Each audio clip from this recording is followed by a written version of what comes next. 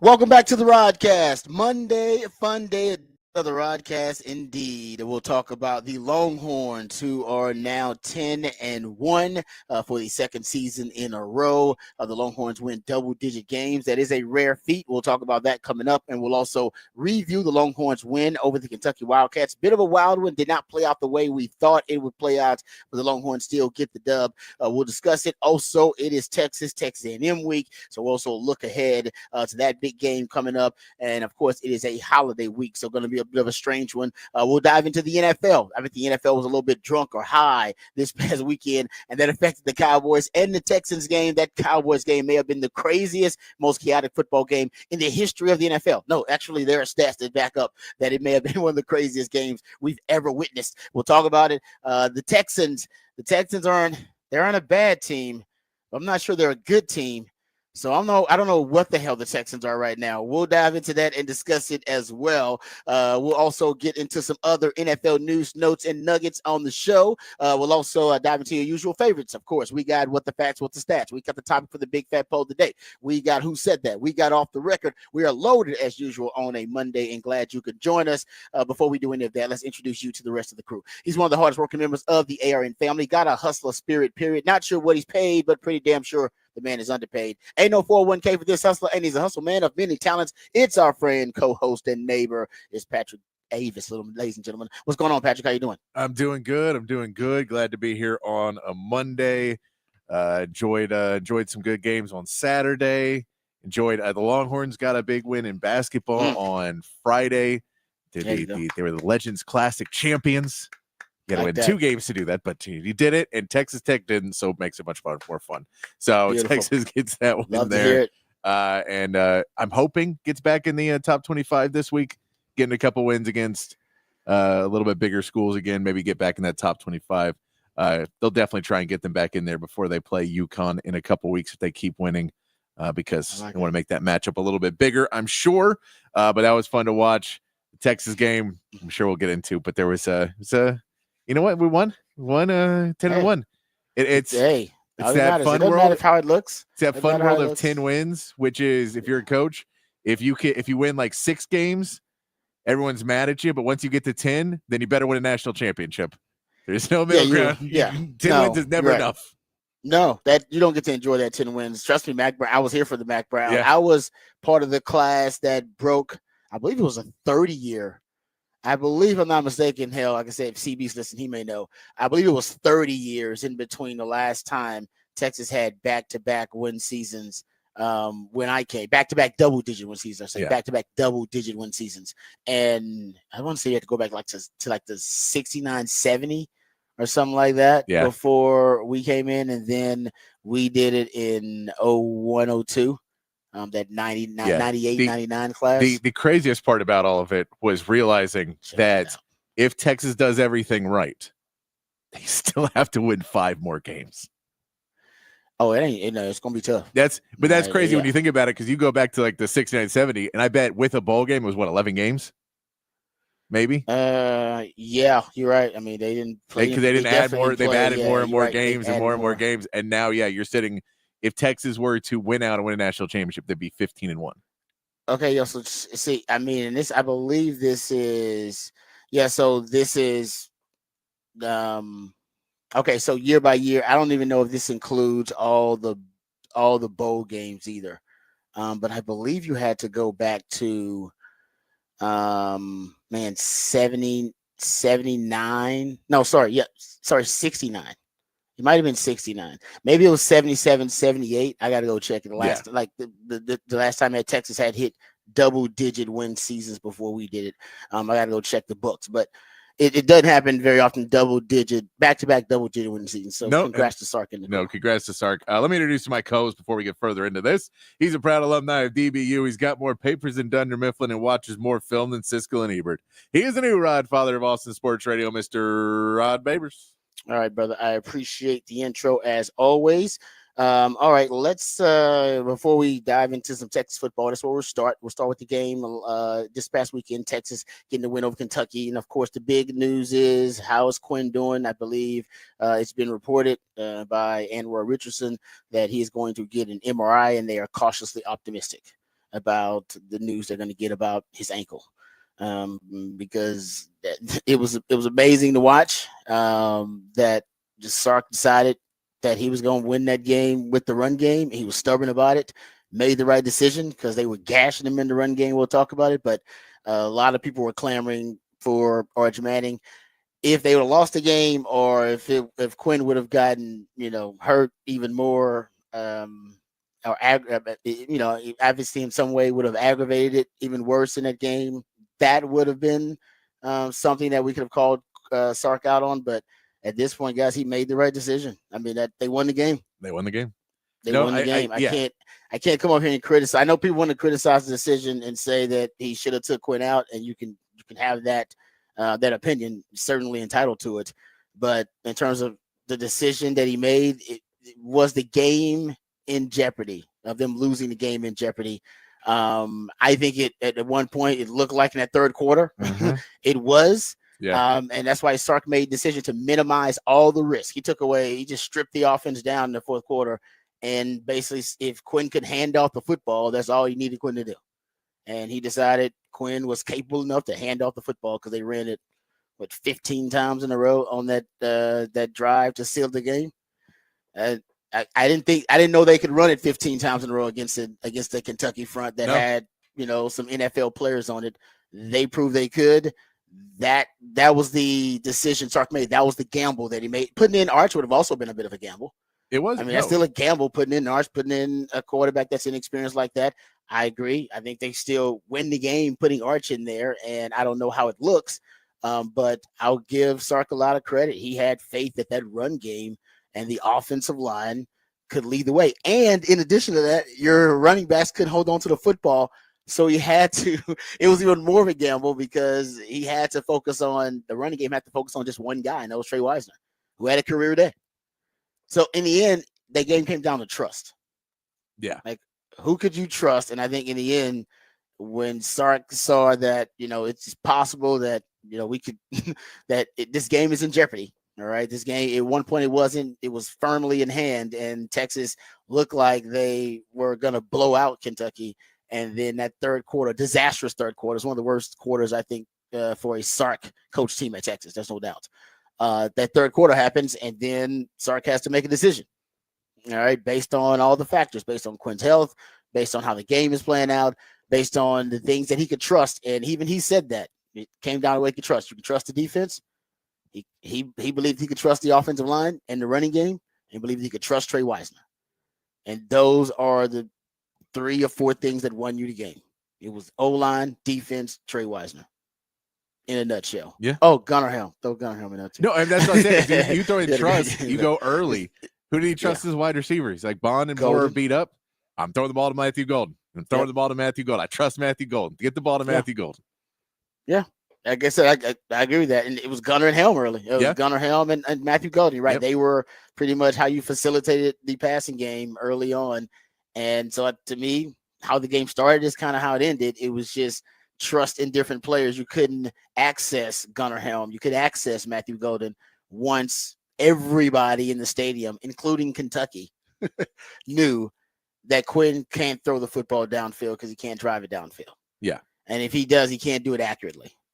So everything's got to be a screen. How many vertical passes did he have in the second half? No, and then he missed 2 screens in a row, and they went, he can't throw it at all anymore. He can't throw it accurately. He can't throw it all anyway. He's basically just a sitting duck there in the pocket, and they were licking their chops and salivating over there on the Kentucky sideline. And I get it. I would have been blitzing, and I'd have been playing man coverage on the back end. Tight window throws. Can you make them? Because they're probably going to be late. So just be ready to make a play on the ball, guys. And Sark said, I agree.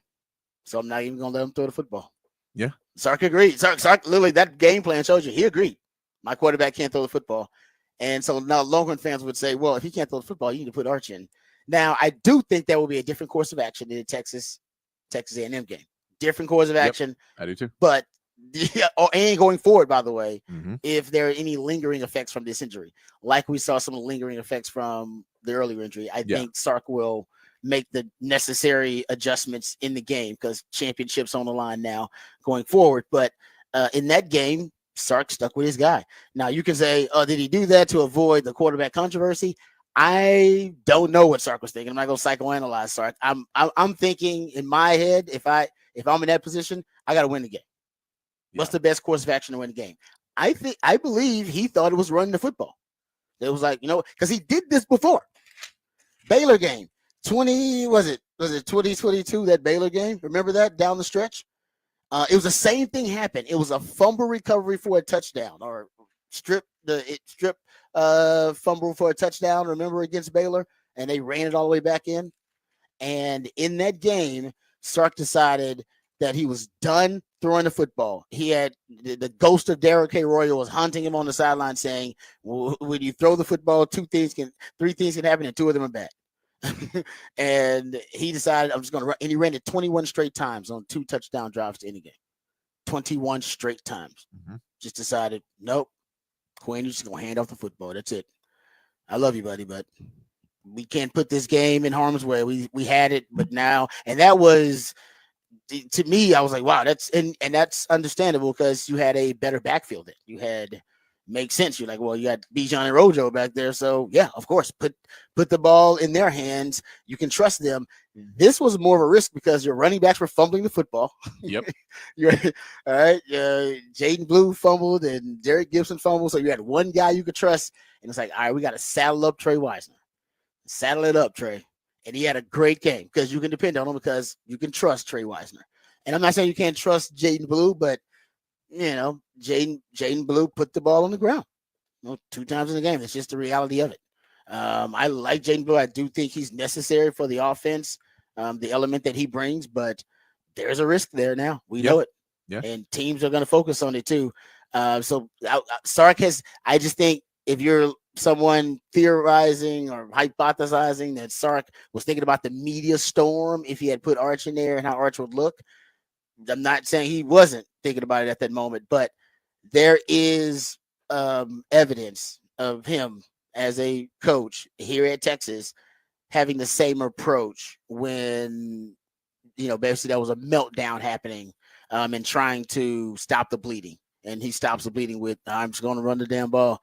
If they stop us, they stop us, but I don't think they can. And he dialed up some very creative run concepts, but really the offensive line is who you got to give credit to. They just bullied the Kentucky front. That's one of the best, front sevens in the SEC, and they just pushed them around.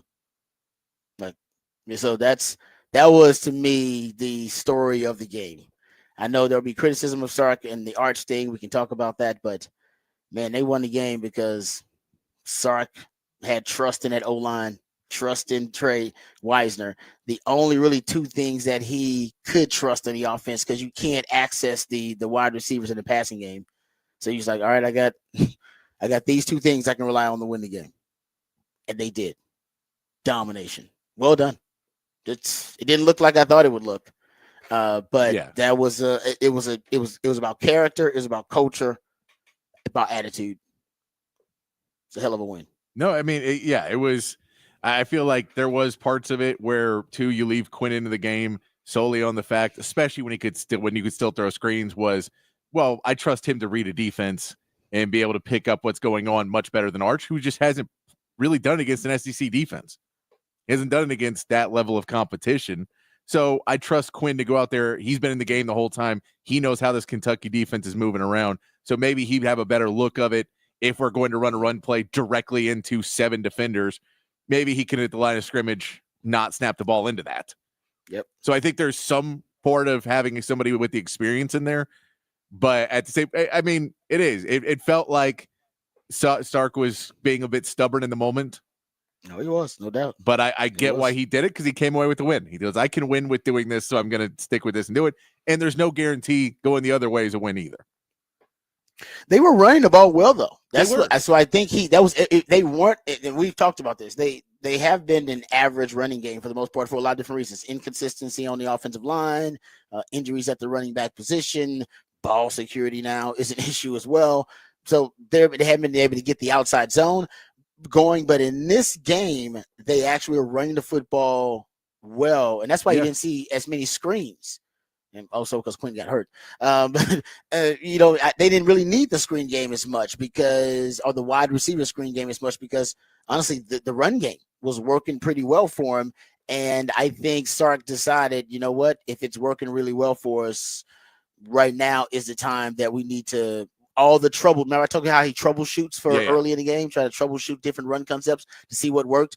And we'll talk about it later. I think he found the run concepts that worked. He said, you know what, I'm going to be an extremist. Remember I said that about Sark. He needs to become an extremist. Like, stop being so moderate. Stop trying to, be moderate about different things. When you find something that works, just pound it. Yeah. Just until until they stop it and until they make the necessary adjustment, just ram it down their throat. The same concept, just different presentations. And he pretty much did that in this game over and over again. And I think it paid off for him. So in terms of Quinn, I hope Quinn's okay. But going forward, I'm sure that there's a contingency plan being right now for the coaches being prepared for whatever it is with what's going on with Quinn's ankle, which we'll find out an update today. Yeah, I'm sure. And I mean, we'll know the updates. I can tell you what it is. He got rolled up on a little bit. He'll be fine. He's out going to practice today. That's the update. I can tell you what it's going to be. That's the update. All right. That's your prediction. Because that's what Sark always says. He's not. Yes, it's not. Yeah, you're not going to get. He's not going to break into it. I think Anwar reported later in the day that it was a mild strain, mild ankle sprain. So that's the early report is that it's a mild ankle sprain. So we're probably not going to get much other than that. You're not going to give A&M too much to go off of other than that. But yeah. I mean, I think at the end of the day, this is where you put the team. You're happy with some of the things. You have to go back to it, and it's disappointing with Jarrett Gibson that every same time you seem to give him an opportunity, he just cannot hold on to the football. I mean, I don't know if there's anyone who in last 5-6 games, how many fumbles per carry does he have? Yeah. No, I'm with you. It's too much right now. It's troubling. Yeah, it's troubling. I agree with you. So I just don't know how you start to fix that. Of all the problems, Silas Bolden had 2 fumbles in the game as well. A guy where, when you talk about that circle of trust, it felt like that wide receiver, as packed as that room was to start the season, with DeAndre Moore being a little banged up, dropping some passes last week, he slid a little bit further out of that circle of trust. Isaiah Bond hasn't been the same player since the injury. He just hasn't quite had that explosiveness. Hopefully that comes back in the next couple of weeks, especially if you're able to get that bye week after the SEC championship. That would be helpful as well. But he just hasn't quite gotten the separation that he'd been getting before. So you are having to go focus on smaller and smaller options. But that's what happens in a long season. You guys get banged up a little bit. Guys start to get figured out. I think the Stoops had a great game plan. I think you were right that there was a text thread of every little thing that will work against this Texas team. And he was able to pull out some different concepts and plays and find gaps in the run game. And it wasn't over and over. And it wasn't like the defense allowed 10 in a row for touchdowns, but they did allow some chunk plays, more than you'd seen pretty much all this season against the Kentucky team, and an offense that isn't really that great. They put in the backup quarterback. They saved that one. And then he comes out and looks really good early on with Texas not being prepared for that, really. There was a lot being thrown at Texas in this game. It did feel like as much of a trap game. It didn't feel like a trap game in the first half, but that third quarter, it felt like Texas walked into that halftime and was ready for A&M. Yeah, or honestly, I think it was when Quinn got hurt. Yeah, whenever that happened, right? That's actually when it turned. But they still scored a touchdown. Huh? They still scored a touchdown after that. They scored a touchdown. They scored 10 more points after that. No, I agree with you, but it's whenever it got worse. It got because obviously it got worse as the game wore on. That's my point. So it got worse as the game wore on. To me, that was the real turning point because the offense couldn't operate, and that's when the disastrous third quarter happened. I mean, that third quarter, you're talking about. This is how the third quarter went for you. You had a 3-and-out. You had the fumble, the Jaden Blue fumble, and then the next drive you had the fumble return for a touchdown. The next drive. Yep. And then when you did drive it down successfully, mostly running the football because Quinn couldn't throw it, you went down and missed a field goal. Yeah. So that was that third quarter, it turned it into a game. I mean, that's what turned it into a game. At that, you were at halftime, you were comfortably up, and it looked like, oh man, Texas is gonna blow out Kentucky. They've got no life. Them, you're right. Them putting in the back of quarterback. I was impressed by the kid. I thought he looked Yeah. pretty good. I thought he just. I know, there we can talk about the coverage issues for Texas. Honestly, the kid Bowley, whatever his name was, he Yeah. just made some plays. He did. He No, really he did. was I mean, he was a real boomer bust guy. he was he was decisive. Yeah, he looked like a freshman at times going up against the number one defense on the road at their place. But then there was some times where, man, he showed a ton of moxie. He would just let it rip. He did. I felt like if they could have come out in that third and scored one more touchdown on that first possession, just come down and scored again, there's a good chance you would have seen Arch. I think if you put it down, and it would have been what 34-7 at that point. Yeah, it's possible. I don't know because the way at the time Texas doesn't know. Now we can get into this because I think Texas is in the college football playoff, even if they lose to A&M. We've talked about this. Yeah. Right. The way that the weekend worked out with Bama losing, Ole Miss losing, that kind of stuff, and the fact that Indiana dropped to 5. Indiana, they dropped exactly. 5. Right. I'm like, they're not dropping Texas out. They're not dropping Texas. They won't Texas in. We've been talking about this, and that's now it seems they have a real path to do it. But even if before they did, I felt strongly they were going to do it because Texas is just a really compelling story.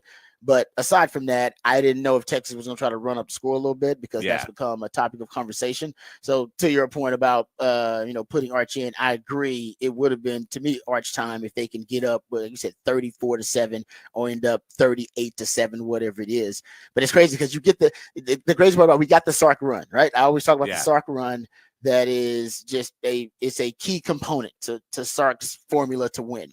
And it's a complimentary run, and you got it win. End of the second quarter, right before the half. That's one of the sweet spots is when it usually comes because Sark's kind of done tinkering, and so he's ready to really execute what he believes are or exploit what he believes are the vulnerabilities now based on the game plan. So it takes him about a quarter to do that.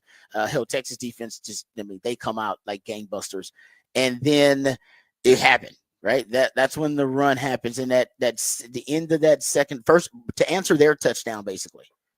Because they end up getting a touchdown, right? And that was the end of the first quarter, or at least the basic beginning of the second quarter is when they score. And then Texas scores to answer them.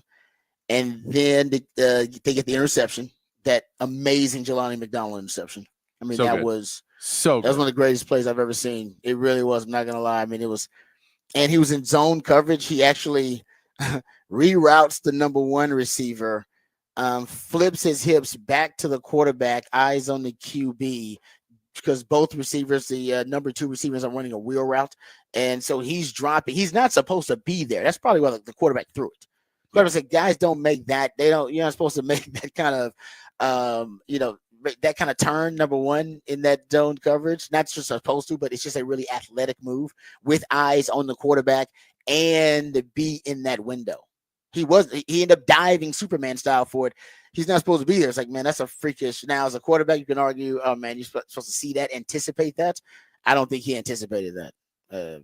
Who could anticipate that kind of play being made? Usually, he's maybe trying to swipe at it. Nobody anticipates him making a Superman interception. So to me, that's more of just a great play by the defense rather than just a terrible throw and terrible mistake by the offense. But getting back to it, so you get the interception, and then Texas scores another touchdown. That was a quick one, right? It's like takes you like a couple of minutes, and you score in 4 plays after getting that interception. Then you force a 3-and-out.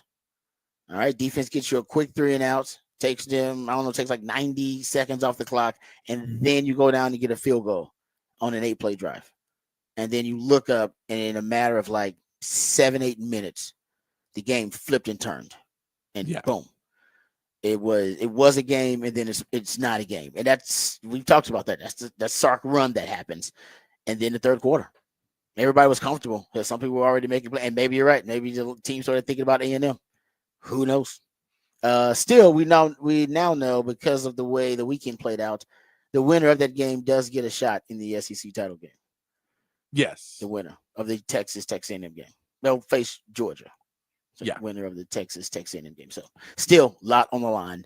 No need to be looking forward, but that was a possibility. I mean, it was 24-7, and I don't think anybody thought that the third quarter would be that. And by the way, that was that third quarter could have been worse, but nobody thought it would be that bad. Well, it would No, basically that put Kentucky back in like the when game. you saw all the upsets that happened over the weekend and things just going wrong, that third quarter felt like that.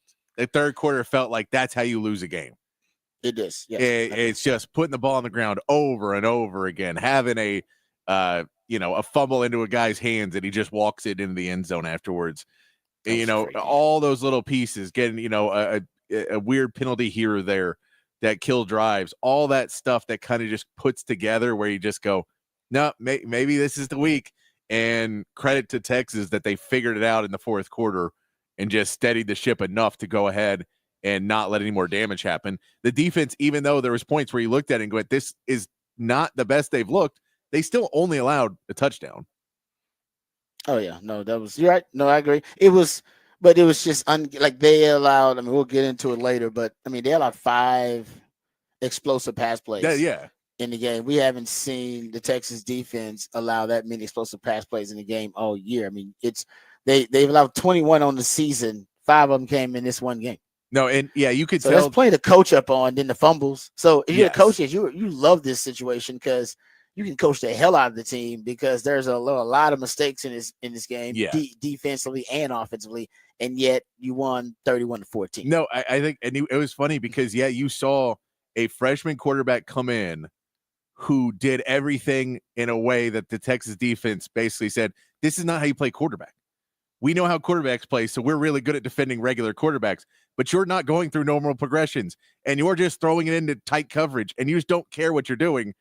So you're throwing it towards Manny Muhammad into where he's got face guarding a guy, and he has literally no room. You're just going to chunk it over there and hope for the flag or something, which, by the way, I wouldn't have hoped for a flag in that game for PI. Either way. They're letting them play. Yeah, they let him play both ways. So Yeah, I wouldn't let them play. I wouldn't go for that if I was Kentucky. I got no problem with that. No, I don't got no either. I'm problem just letting saying them because play. they called it even. But I Because would they say said they let it go on both ways. I'd say I wouldn't be throwing balls up there hoping for a PI in that game. Either team. No, Because you weren't going to get I it. agree with you. No, I said I like the way he played. He came in. That was a nice coaching move by Mark Stoops there because he provided a spark offensively, and man, the running back ran well. Wilcox? Was it Karangbe? Sumo. He ran pretty well against Texas. I mean, he actually broke some runs too. Jamarian Wilcox, the young man we talked about too. I thought their run game actually had some success. It's like here and there, like just here and there, like to sprinkle it in. Because it's Kentucky, that offense coming in. I mean, that was one of the worst offenses in the country. For them to make as many plays as they did against Texas, it was somewhat surprising. I mean, they played with a lot of grit. It was a good game plan. It was something that I think for Texas, it was good to get a quarterback that can move around like that. This is why I want them to face DJ Lagway. Remember, I was like, I want them to see Lagway. Yeah, and he was hurt, and he had Aiden Warner or whatever out there. But look at Lagway now. Like Lagway is a good test for your defense. Like Texas would have beat Florida. I wouldn't worry about that. But it's a great test. Being able to corral a quarterback like that can move around, that can run. And this quarterback, he was doing some of those things. And he had a strong arm, so he can test your defense down the field a little bit. So he threw well on the run too. So when he's on the move, throws well on the move. And I think the Texas defense needed to see that. And when they saw it a little bit, remember Pavia gave him a little bit of issues like that. Some of those quarterbacks, they can help you in a way because they can. I've talked about this. They can expose you to that element, and so you're not surprised by it when you see it later on in the postseason. You're not surprised. You're like, no, we got a plan for this. And Texas usually does well versus quarterbacks that can move around, but quarterbacks like him, they kind of what Patrick was mentioning, like he was taking a lot of chances. And most quarterbacks, they don't operate with a high risk factor like he did, but high risk, high reward. And he was that. He was kind of boom or bust too, though. He'd have a great play, and he'd have a play where he looks like a freshman. He'd hold the ball and then run backwards, then look up and then hold the ball. So he did. Oh yeah. When they were in the red zone there, remember, he's the one that got him out of field goal range. Should have been like a chip shot, and then he ran backwards, didn't throw the ball away. So yeah, but like I said, Kentucky I think that was a decent test for Texas in a lot of ways. But I thought man, the defense once again, man, keeping them to only 7 points. Once again, showing. I mean, that defense. It does not disappoint. I mean, they are the No. most consistent element of this team. And now, who knows the run game? Hopefully, that was not an aberration. Hopefully, that was the maturity of the run game that we witnessed, and that's something they can rely on the road versus A&M. Yeah, and hopefully it's partly too Sark realizing more and more of what this team does well in the run game, where he's figuring out the plays that work for Trey Wisner, the plays that work for Jaden Blue, the plays that work as you keep going through the season, and you just keep calling them, and you don't call them early because you don't want to waste them and show too much film on it. But as you get later in the season and you need them, we saw there was plenty of run concepts in that final drive where he's just throwing everything at the table, where if you're a defense, you don't know what you're about to see. Yeah. No, I agree with you. No, he was in. It was a great job by Sark. He was in the back. All right. I know we're going to get to the Horn headlines here. Let's do that. Then we'll get to the break and come back, and we'll discuss some more Texas, Kentucky. We'll also hear from head coach Steve Sarkisian. But first, let's get updated. Let's get educated. Let's get informed with all the top stories of the day with Patrick Davis and the Horn headlines. All right, your Horn headlines brought to you by Top Gun Rentals and Lawn Equipment. In the NBA, the Rockets split their 2 games played against the Trailblazers, winning on Friday and losing on Saturday. The Mavericks got a 123-120 win in NBA Cup play Friday over the Nuggets, but dropped their Sunday matchup with the Heat 123-118 in overtime. The Spurs fought back in the fourth quarter to top the Warriors 104-94 on Saturday, winning their 3rd straight game. Tonight, the Mavericks take on the Hawks. Texas men's basketball closed out the game strong against St. Joseph's on Friday to get a 67-58 win and take home the Legends Classic title. Trey Johnson had 17 points, making some clutch shots down the stretch. They are back in action Friday against Delaware State. In college football, Texas picked up the win against Kentucky 31-14 to improve to 10-1 on the season. Elsewhere, many ranked teams took losses as Ohio State knocked off Indiana 38-15. Florida beat Ole Miss 24-17. Arizona State topped BYU 28-23. Kansas took down Colorado 37-21. Oklahoma stunned Alabama 24-3, and Auburn beat Texas A&M 43-41 in the 4th overtime. Texas remains at 3 in the AP poll. In the NFL, the Cowboys stunned the Commanders 34-26 with a Kevontae Turpin kickoff return for a touchdown in the final minutes being the difference in the game. And the Texans lost to the Titans 32-27, playing sloppy with 11 penalties and allowing a safety in the final seconds. Tonight, the Ravens and Chargers face off on Monday Night Football, and that is your Horn headlines. All right, thank you, Patrick, for the Horn headlines there. All right, we come back. We'll get to hear from Steve Sarkisian and get some audio in there, and also to finish discussing and reviewing the Texas win over Kentucky. We'll also get to some of the other big stories from the weekend, including some of the college football madness that we witnessed with some of the powers going down. And I don't know what happened with Alabama and Oklahoma. I mean, that was crazy. Like I can't believe Alabama got whipped like that by that Oklahoma team. No. I don't know. I don't know. I don't even know how that happened. That Oklahoma team that we've been watching all season long, and they just go and whip Alabama like that. Kalen DeBoer is weird. I'll admit now, and I'm still a big Kalen DeBoer fan. Very strange some of his losses that are starting to show up there at Alabama early on. I mean, you got a Vanderbilt loss there. You got a loss to Vanderbilt, loss to Oklahoma, and weren't they? I mean, they had to be a huge favorite over Vanderbilt. I'm not sure what that number was, and I'm sure they were a huge favorite over Oklahoma. Yeah, even though they were on the road. I get it. I think maybe Kalen DeBoer doesn't know about that rat poison Saban knew about. Oh, yeah, you need to do. Yeah, maybe that's it. Something. I don't know what's going on. Man, you got to figure that out. That dude is because he's been really good, but he hasn't had the amount of 5 stars and the amount of those top guys that maybe buy into that rat poison a little bit more because their talent has bailed them out in times past. Whereas a 3-star, that's not going to happen as much. But yeah. It feels like that team's got some rat poison in the locker room that they just don't come out and play in some of these games that they should be able to walk through. Yeah, no, I'm with you, man. It's wild. All right, we come back. We'll get into Texas.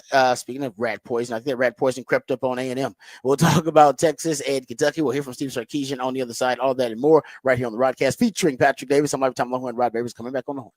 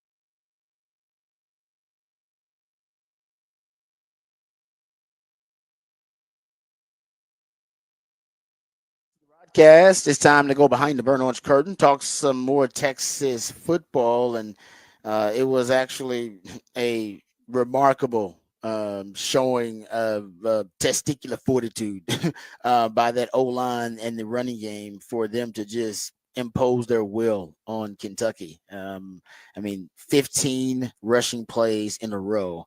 There are a lot of different storylines from this game, but anything that stood out and really kind of to me was the overall overarching kind of narrative that I took from the game is that Texas may have they may have witnessed their run game mature in this matchup versus Kentucky.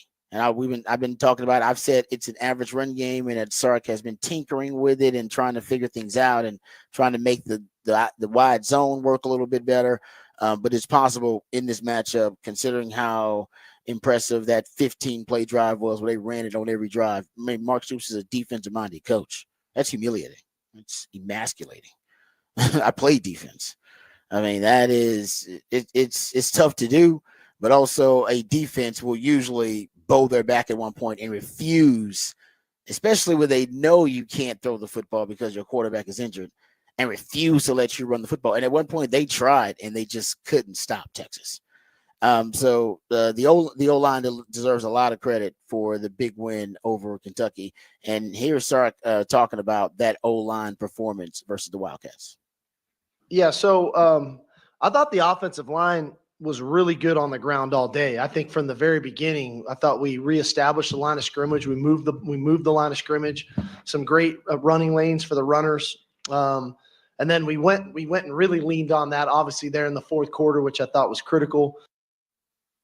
Yeah, I mean, no doubt it was critical. I mean, that to me, they're the real MVPs. If I had to rank, I mean, the defense usually gets it just because they've been amazing all year and elite all year.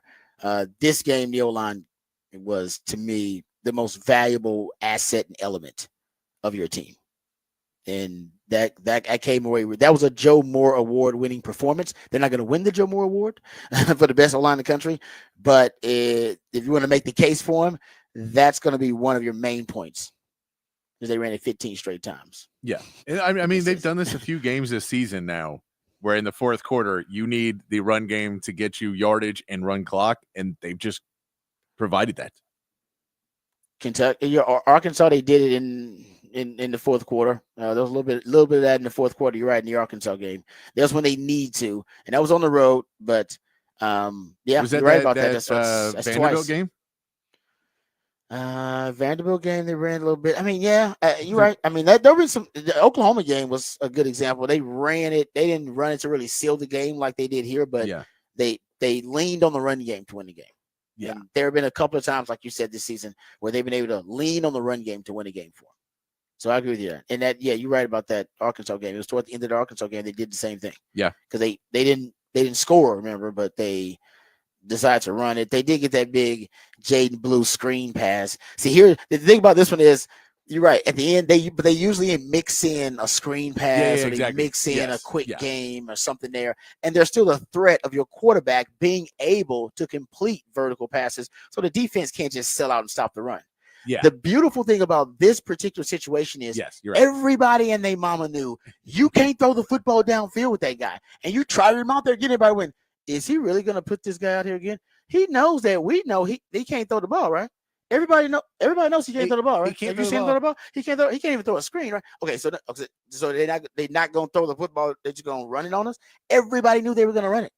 I remember I was doing the in-game live watch on Tech. I said they're going to run the football here, but can you run the football like that? Can you be that?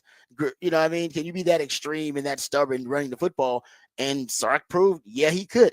I don't think I had the faith that they could run it 15 times in a row without a threat of the vertical pass or without the threat of a screen game at all, too. But see, that's what was more remarkable than any of the other drives that we've seen them close out a game or lean on the run game. Everybody knew they couldn't pass the football. No. And then Kentucky still couldn't stop it. No, not only that. I mean, because we know Quinn doesn't run the ball, but he can't move. He can't do anything. He can't catch other than hand it off. turn Turn around, hand it off. That's it. That's it, because it was getting worse as the game No, won. because he was still going. There was points where he was completing passes where he couldn't move. Like he basically took a 2-step drop and then threw the ball, or didn't even drop, just caught it and then threw the ball. Just like, hey guys, just protect me. Well, because they got to the point where Sark wants to use a screen game, but the screen game does need your quarterback to be capable of moving around. Yeah, there are a lot of boot waggles, a lot of half rolls that he does. Yeah, there are subtle movements, but you still got to be able to move around to find the window to make the throws, and he can't do that. So a lot of your screen game is also obsolete. He ran one of the screens that was a similar one to the one he ran against Arkansas that worked really well to pick up that 3rd and 18 or whatever it was. Yeah. Last week, and he ran that similar play, and you saw Quinn like trying to hobble away from getting destroyed by no line because you're basically free releasing him. You're free releasing him, and he's got to go. But the whole part of the play works is him going backwards and then throwing the ball over him, and he couldn't really go backwards. So that one was a bit dangerous, and I think that's when Sark realized, like, oh, I don't have much there because I can't even do this anymore. Yeah, I'm going to say they did this in a Baylor game a couple of years ago, but at least they still had to work. Quinn was a liability because he was playing, badly at the time, but you still have to respect the fact that he can throw the football downfield. This way, nobody respected the vertical passing game. They only had one way to move the football, and they did it. That, to me, that's growth. I hadn't seen that from a Sark team. I don't know if I've seen that. You know what? I take that back. I did see it in the K-State game. Remember in 2021, everybody was like, they had all these injuries. They had injuries at quarterback, injuries at running back, and they kept running the Wildcat with Rojo. That's the last time I think I kind of seen anything close to that, where there was no danger or element of the downfield pass or vertical pass, and yet Texas was still able to pull out the win. Yeah, but I will say, if you run the Wildcat with Rojo, it's still 11 against 11. You were playing 10 versus 11. I agree. No, because it was extremely. I don't think people realize how impressive that was. That was really impressive for that offense to be able to do that. But they couldn't have done it without Trey Wisner, because another added element was the running backs can't hold on to the football.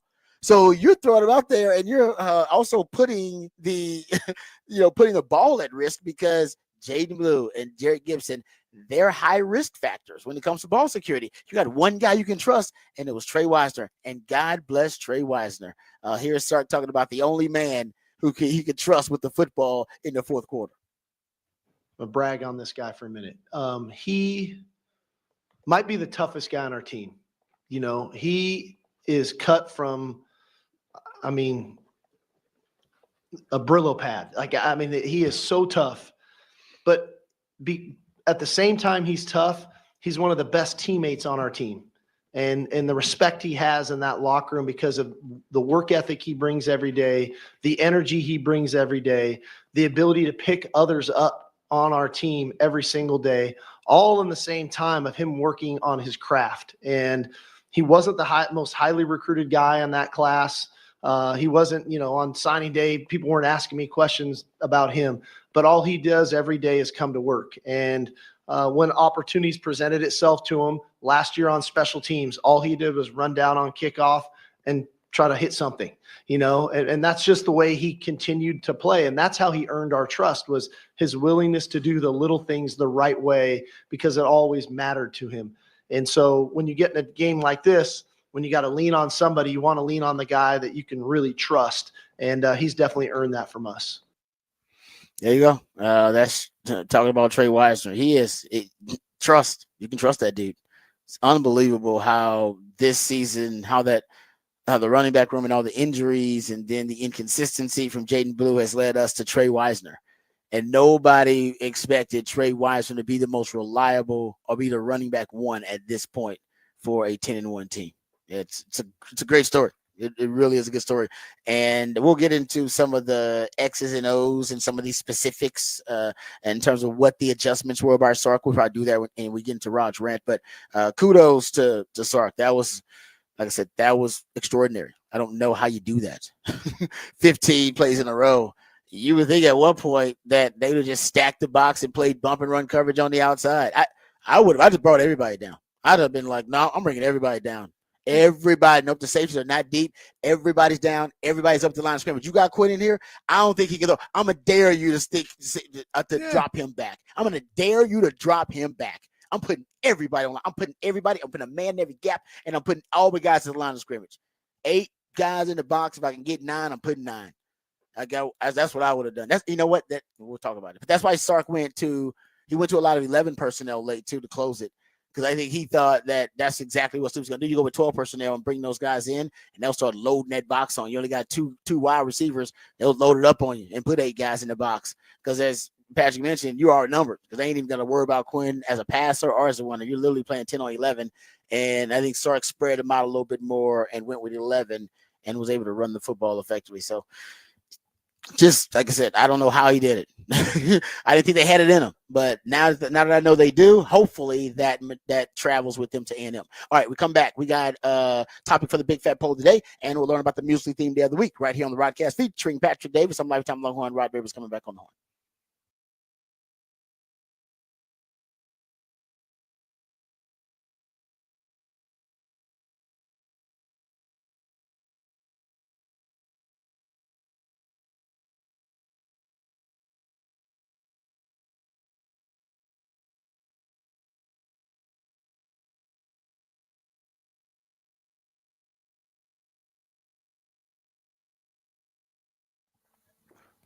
Hey, what's up, folks? Lifetime Longhorn Rod Babers here. We were just talking about, the theme of the win for Texas over Kentucky is trust. All right, trust in the things that are reliable, the things that are consistent, and that's why I trust Dr. Eckert and his team, because they've been consistent, they've been reliable. Trust me, I owe them a huge debt of gratitude. When I initially went there, I went there for a routine cleaning and for a checkup, and during their very thorough checkup, they actually found that my wisdom teeth were growing in sideways. They had to go in there and immediately get those things out. They were doing all types of damage to my molars. So it was a little bit of a serious situation. I was on the verge of a disastrous situation. Thank God I went to Dr. Eckert and his team. They acted quickly, made sure I was educated and informed about everything that was going on. So I was comfortable with the process. They got the procedure scheduled, got everything done, had everything, done. And I was back at work within a couple of days. You guys know I wasn't out long at all. And now my dental health and dental hygiene have never been better, thanks to Dr. Eckert and his team. And they can do this to you. Hopefully, it's not as serious as having all your wisdom teeth extracted at the same time. But no matter what it is, and if it is something serious, you're in great hands. All right, you can trust Dr. Eckert and his team. As I said earlier, any general dentistry, teeth whitening, dentures, porcelain crowns, veneers, dental implants, full mouth reconstruction, even root canal therapy, whatever it takes to ensure you're getting the best quality dental care available. That's what Dr. Eckert and his team are all about. And right now, because of their technological expertise, they can give you a brand new smile in just one day, permanently secured to your dental implants. No time spent without teeth. You'll get temporary fixtures so they complete your permanent smile. You'll smile again with confidence and eat freely without pain or discomfort. It's a lifelike permanent solution. So if you've been told your teeth need to be replaced, don't panic or freak out or stress out. Just call Dr. Eckert today to learn about this revolutionary alternative to dentures, a brand new smile in just one day. It's a complimentary consultation, so you got nothing to lose but everything to gain, because Dr. Eckert understands a confident smile can truly change your life, and he wants to change your life for the better. He did it for me. He can do it for you. 512-345-3166. That's 512-345-3166. You want to use those benefits before you lose those benefits, because the end of the year is coming up, and Dr. Eckert and his team can show you how to make those benefits work for you and your family. So hit them up, drueckert.com, drueckert.com.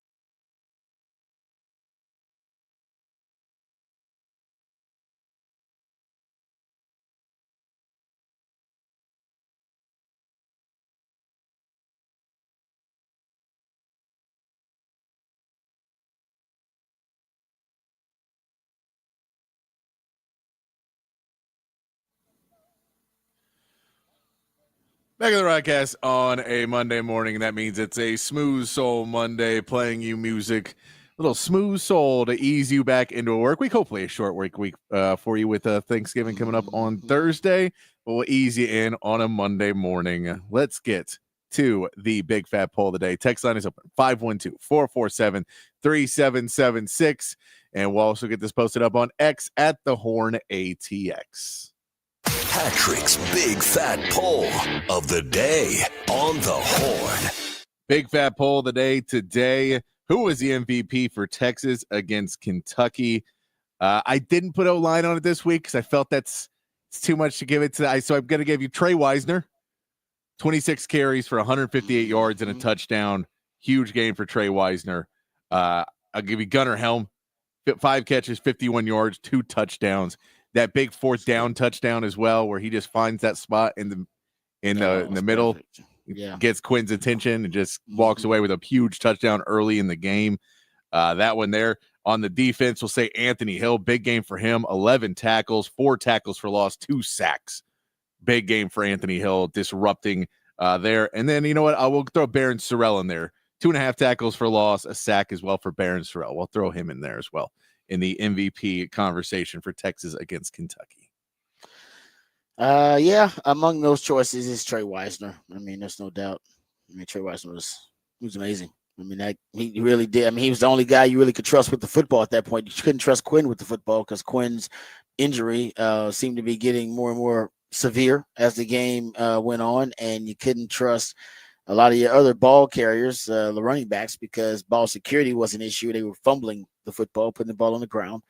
Didn't have access to all your wide receivers and your weapons like Gunnar Helm and Matthew Golden, the guys you can trust, but how are you going to get the football to them when your quarterback can't throw the football downfield? And so you can trust the O-line, but not in pass protection. You don't need them, but you need them in the run blocking scheme. And they just went to work, and Trey Wisner was a workman for him. 158 yards. That actually led all running backs in the SEC that week, and had 96 yards after contact, 9 avoided tackles, had averaged over 6 yards per carry. He was a beast. It's definitely Trey Wisner for me. Yeah, I think he's going to run away with this one just because, Trey. I mean, what he did there, and especially when you add in the fact that we saw the Jared Gibson fumble, we saw the Jaden Blue fumble, and the one that I'm getting texted about everything during the game is like, do you see 2 hands on that ball? Do you see 2 hands? Is every time he would go down, he would get the run and then close out 2 hands on the ball. Just, I understand the most important part of this is don't give the ball back over. Yep. No, he was. Like I said, I don't know if you didn't have him, there's a chance you might you might lose that game because you could have another disastrous. You could have a fourth quarter like you had a third quarter, and then the game is really in jeopardy. I think your defense will still help you pull it out, but because you had Trey Wisner, you were able to calm the storm. You were able to stop the bleeding, and you were just able to impose your will and run downhill on Kentucky. And so, that was impressive. And I didn't even think we had the capability, or I'm not sure we had the personnel to really do that. And Trey Wisner showed you, he can be that guy. So I think it's Trey. But the offensive line deserves a lot of credit just because, and I know you're trying to give it to a person, so you don't want to just go group, so I get it. But because they were just everybody was running the ball effectively. I mean, Jaden Blue averaged over, he averaged 6.4 yards per rush. He just couldn't hold on to the football. Jerry Gibson came in on that 1 yard on that run rush that he had where he fumbled. He got 6 yards on it. Yeah. I mean, like they were, everybody was getting, you averaged 5.5 yards per pop. So you were running the football effectively. And that was because the offensive line, they were pounding the rock and they were getting a push all game long, but they really did it in that fourth quarter.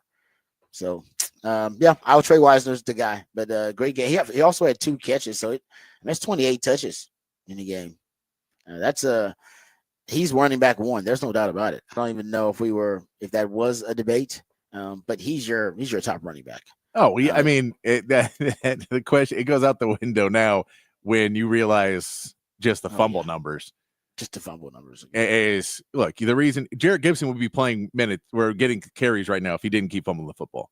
Yes. even as a true freshman, they would give him some because he's been somewhat effective. You can use him in certain formation, the different different run schemes. He's your he best runs downhill runner. Yeah, exactly. So there's things you use him in, yeah. but you just can't feel confident giving him the ball right now. So he keeps coughing it up, and whether it's just mental at this point, or I don't know what it is. I guarantee in the offseason he's going to be working on that because he understands that you can't keep putting the ball on the ground and expect to get in the game.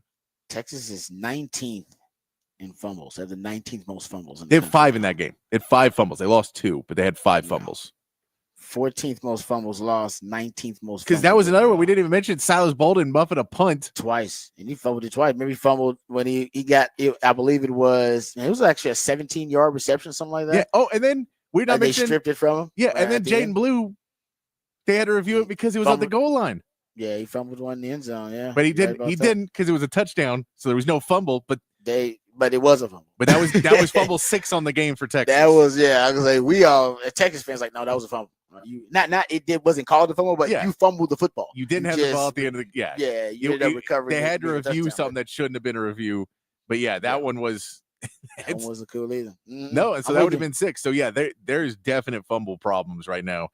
And that was the Silas Bolden one when he did that and everything's going wrong in the third quarter.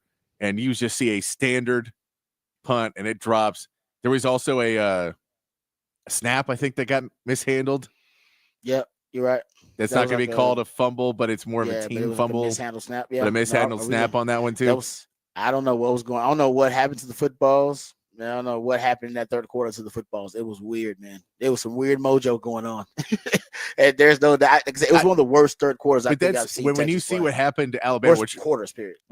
Alabama wasn't a quarter, but that one, you see what happens to Ole Miss in that game. You see what happens to A&M, that they all lose games they're supposed to win. You have to be somewhat happy that this team figured out all their problems when the football gods were not smiling upon you for a quarter, and you didn't let that turn into a loss.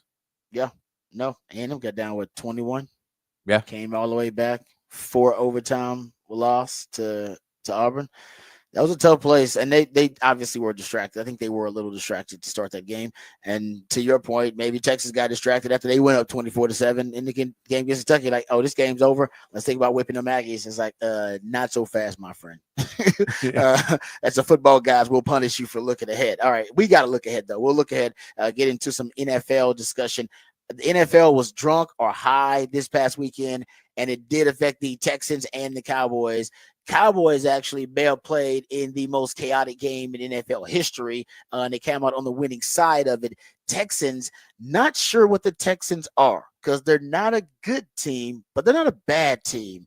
We'll try to have that discussion. And yes, I'm willing to admit, CJ Stroud, I think it's official. I think we might be in a sophomore slump. Damn. We'll talk about it when we come back right here on the Rodcast featuring Patrick Davis of Lifetime Longhorn. Rod Davis coming back on the horn.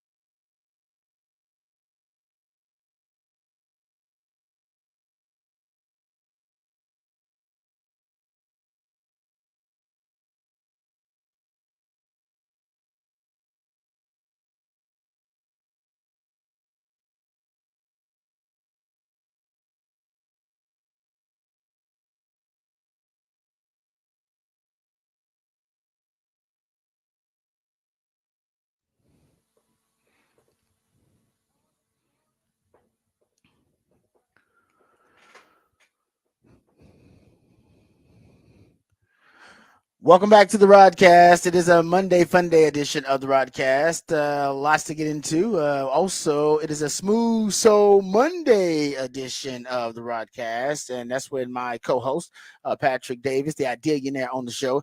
He comes up with all the musically themed days of the week, but Smooth Soul Mondays are meant to soothe the tortured soul of sports fans who may have had a tough weekend. That includes the Texans fans this past weekend, which we'll get into. The purpose of a Smooth Soul Monday is to make the transition from your stress-free, hopefully fun-filled weekend to the very stressful, hectic work week, to make that a little bit of an easier transition, a smooth transition. Thus, the purpose of a Smooth Soul Monday. So we appreciate Patrick doing that. He also comes up with the topic for the big fat poll of the day. Patrick, what is the topic for the big fat poll of the day? Big fat poll of the day. Who is the MVP for Texas against Kentucky? We gave you 4 options: Trey Wisner, Gunnar Helm, Anthony Hill, and Barron Sorrell. And it's funny because the offense wasn't great. It was good. And Trey Wisner was great. Gunnar Helm was great. But the offense, I mean, you still have to give credit to this defense, even though they allowed some plays. Did only allow 7 points. Anthony Hill had a monster game. Yeah. He had 10 tackles overall. I mean, he had 2 sacks in the game? 2 sacks, I think 4 tackles for loss, 5 tackles for Yeah, loss. no, he did. You're right. He had a monster. If it wasn't for Trey Wisner, I would go with Anthony Hill. He'd be my second. And I don't think any defensive guys got any vote yet. Nah. Gunnar Hill and Trey Wisner getting all the votes so far early on. I spoke too soon. Anthony Hill just got some love. Anthony Hill would be my second. He was phenomenal. But overall, there's so many different guys that contribute and make great plays defensively. It's always hard to just key in on one guy. No, I know, because you want to go, who had the best play was Jelani McDonald, because that play was to make that catch. If a wide receiver makes that catch, it's impressive. Nah, that was that was one of the greatest. That was one of the greatest interceptions, individual effort interceptions I've ever seen, and it just showed tremendous athleticism. Jelani McDonald's been impressive. I mean, I see why he has kind of forced his way on the field. He's looking really good, and he plays. I mean, they put him out there early. I mean, he plays early in snaps. They're starting to really increase his time in the rotation, at least the snaps in the rotation. And I think it's a wise decision, man. They're strong at that safety position. I'll go with Trey Wisner, but I get the Gunnar Helm thing. I mean, Gunnar Helm was great. He's 2 touchdowns. You mentioned the one on the scramble drill on the 4th down. I mean, that was key because there was nobody open, and he ended up finding the DB just lost him, which I have no idea why the DB was looking at the quarterback and not looking at his man. But DB lost him. I mean, he found his way in the back of the end zone and found that little void. That's one of the things that's rough about that Quinn Ewers injury too, is he was playing one of his better games early. Oh, he looked great. Like that play like that where you see stuff and you go, okay, he read what was happening. He didn't make a bad throw. He didn't rush it. He got out of the pocket. Then he found Gunnar on the run, hit him dead on.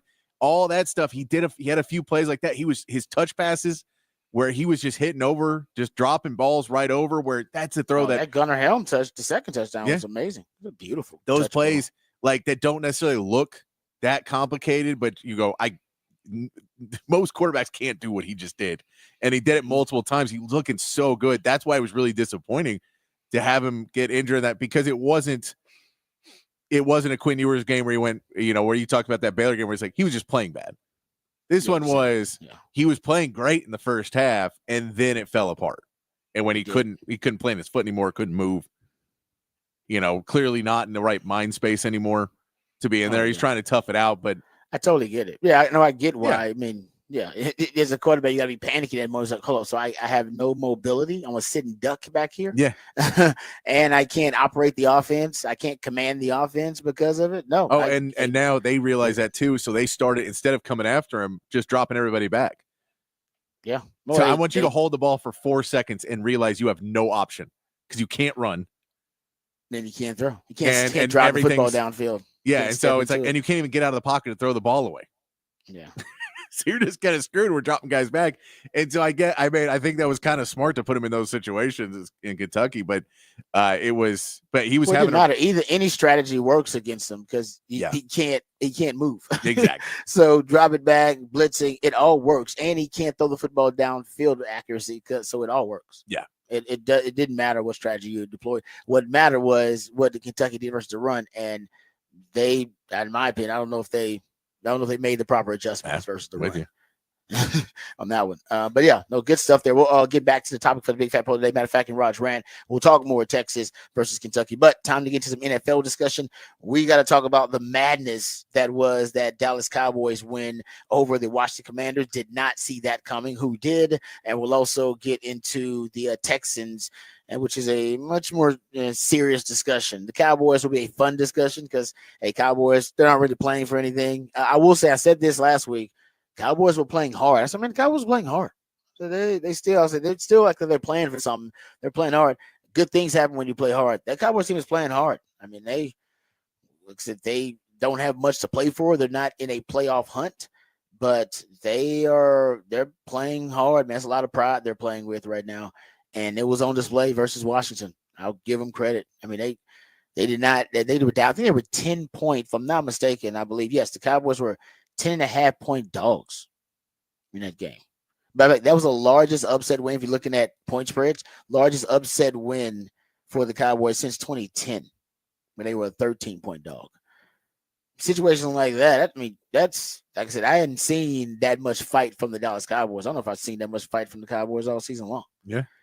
That Steelers game they were fighting. That Steelers game was one of them games where they just kind of felt like hell. And they just kind of out-Steeled the Steelers. Yeah, I remember that game to steal that win. But I'm gonna lie, the Cowboys are just playing hard. They're just playing hard, and they're playing gritty, and like I said, they got a pride right now that they're playing with. And I'll give Mike McCarthy some credit for that. Give Micah Parsons credit for that, and the leadership credit.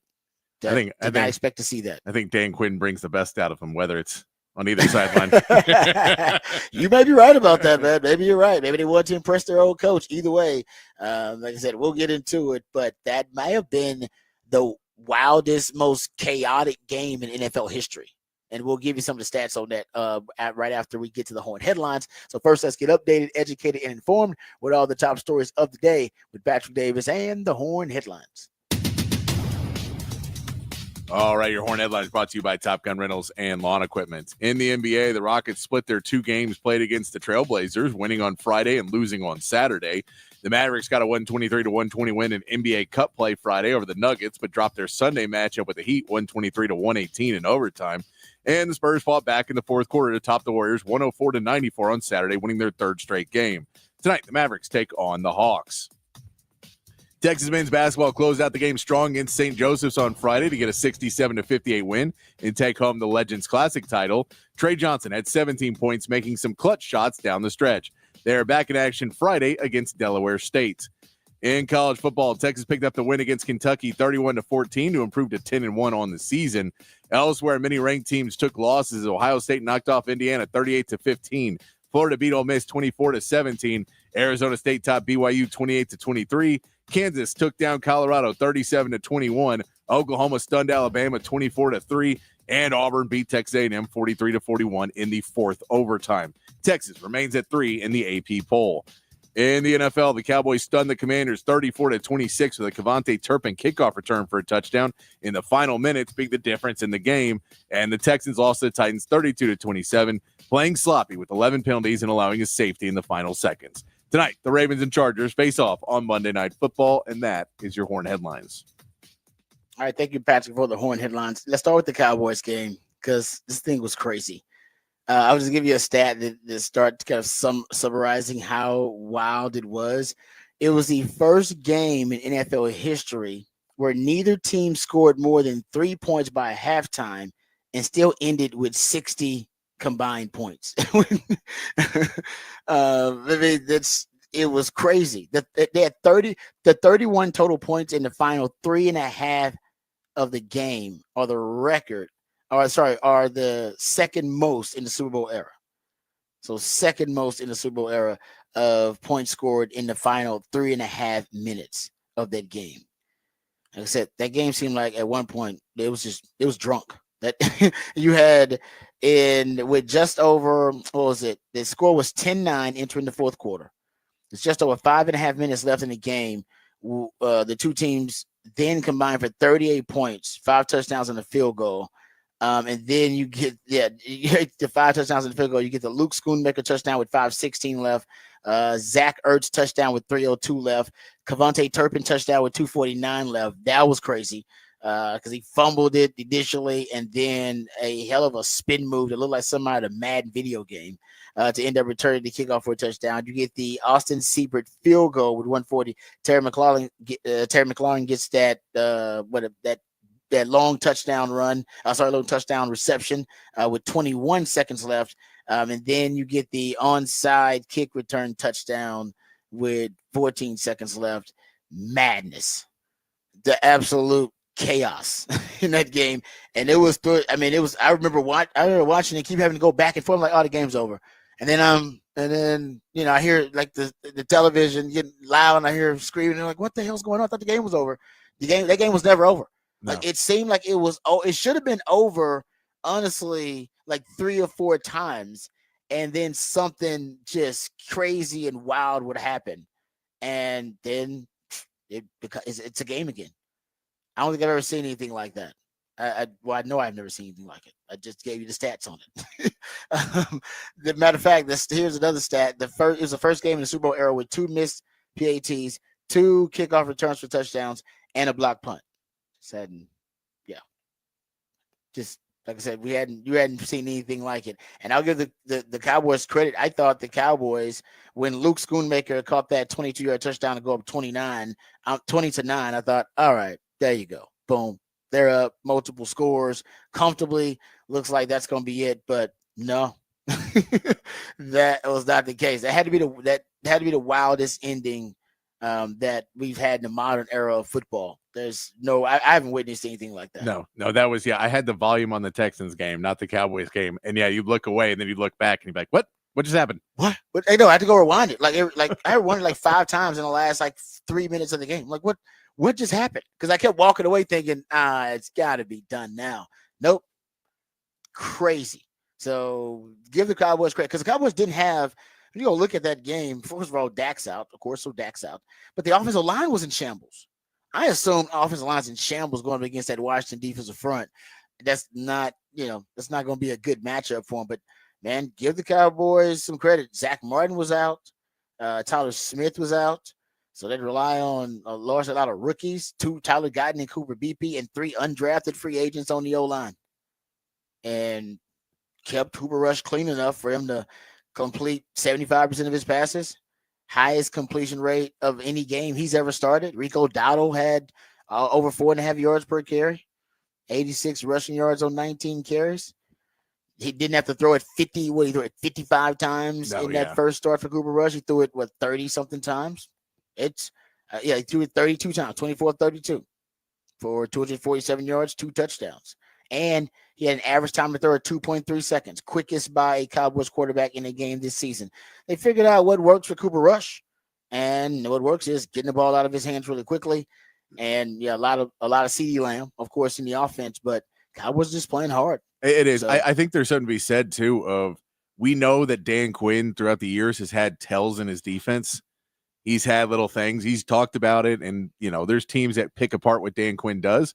And especially the O-line for the Cowboys felt like they knew what Dan Quinn's defense was going to do. Cooper Rush probably knew some of the things. And so there was plays where I think they knew somewhat more of what Dan Quinn was calling because of the familiarity with that defense, that they could pick some things out and get the right protections up.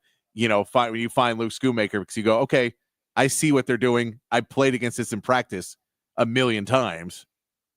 So now I know it should be open. And if I play it correctly, I'll get there. And so you have to be able to, know what to do. But it's still at the same point, I think the Cowboys executed that very well. They definitely used that advantage. I mean, there's familiarity on both sides, but it definitely was more advantageous to the Cowboys. Because Dan Quinn's used to going up against Dak Prescott.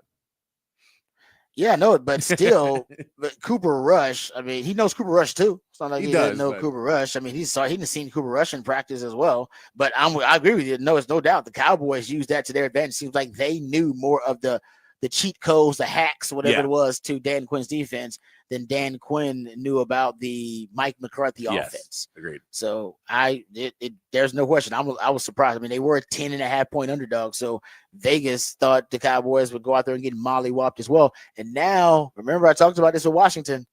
I said it after that lost they've lost now with 3 of their last 4, if I'm not mistaken, for Washington.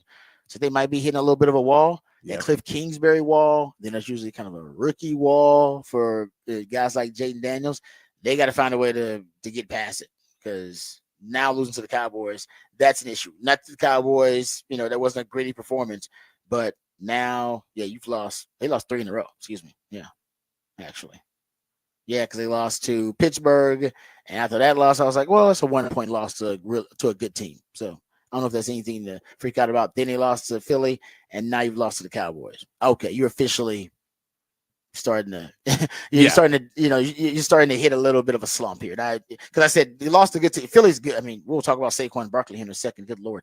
But yeah, Philly's a good team. Pittsburgh, that's Pittsburgh's a team that obviously they have found ways to win. That's a well coached team, and you lost to them by 1 point. That's not I don't think that's a reason to panic, and losing to Philly is not a reason to freak out, even though it's 2 in a row. But now I would say, I'm not gonna say panic, but you probably need to bring up the panic button, kind of roll it out there, at least have it ready to go. And you got the Titans next, who gave the Texans all they could handle, slap the Texans around a little bit. I'm not really sure what's going on with the Texans. The Texans, I can't say the Texans are a good team now. No, because they've only beaten one good team, and that was Buffalo. That's the only good team they've beaten. And right now it seems like that's more of an outlier, an aberration. Seems like that's more, we see those on schedules with teams, right? It's like, how the hell did they lose to this? How did that happen? How did they lose to this team? Well, sometimes short week, you never know. Injuries, whatever. Matchup wise, could be that. But that's an outlier now for the Texans. And the way the Texans are looking now, they're not a bad team either. So I can't say they're a bad team. They're basically just a mid team. I mean, they're mid. That's what the young folks would say. That's what the Texans are. And they're trending in the wrong direction. That's the problem with the Texans. They're trending in the wrong direction. And in that game versus the Tennessee Titans, also another unlikely outcome. Because if I tell you that the Texans sacked Will Levis 8 times in that game, and you'd think that Will Levis had a disastrous performance, but he didn't. It was weird. He rallied really well. I mean, they sacked him 7 times in the first half.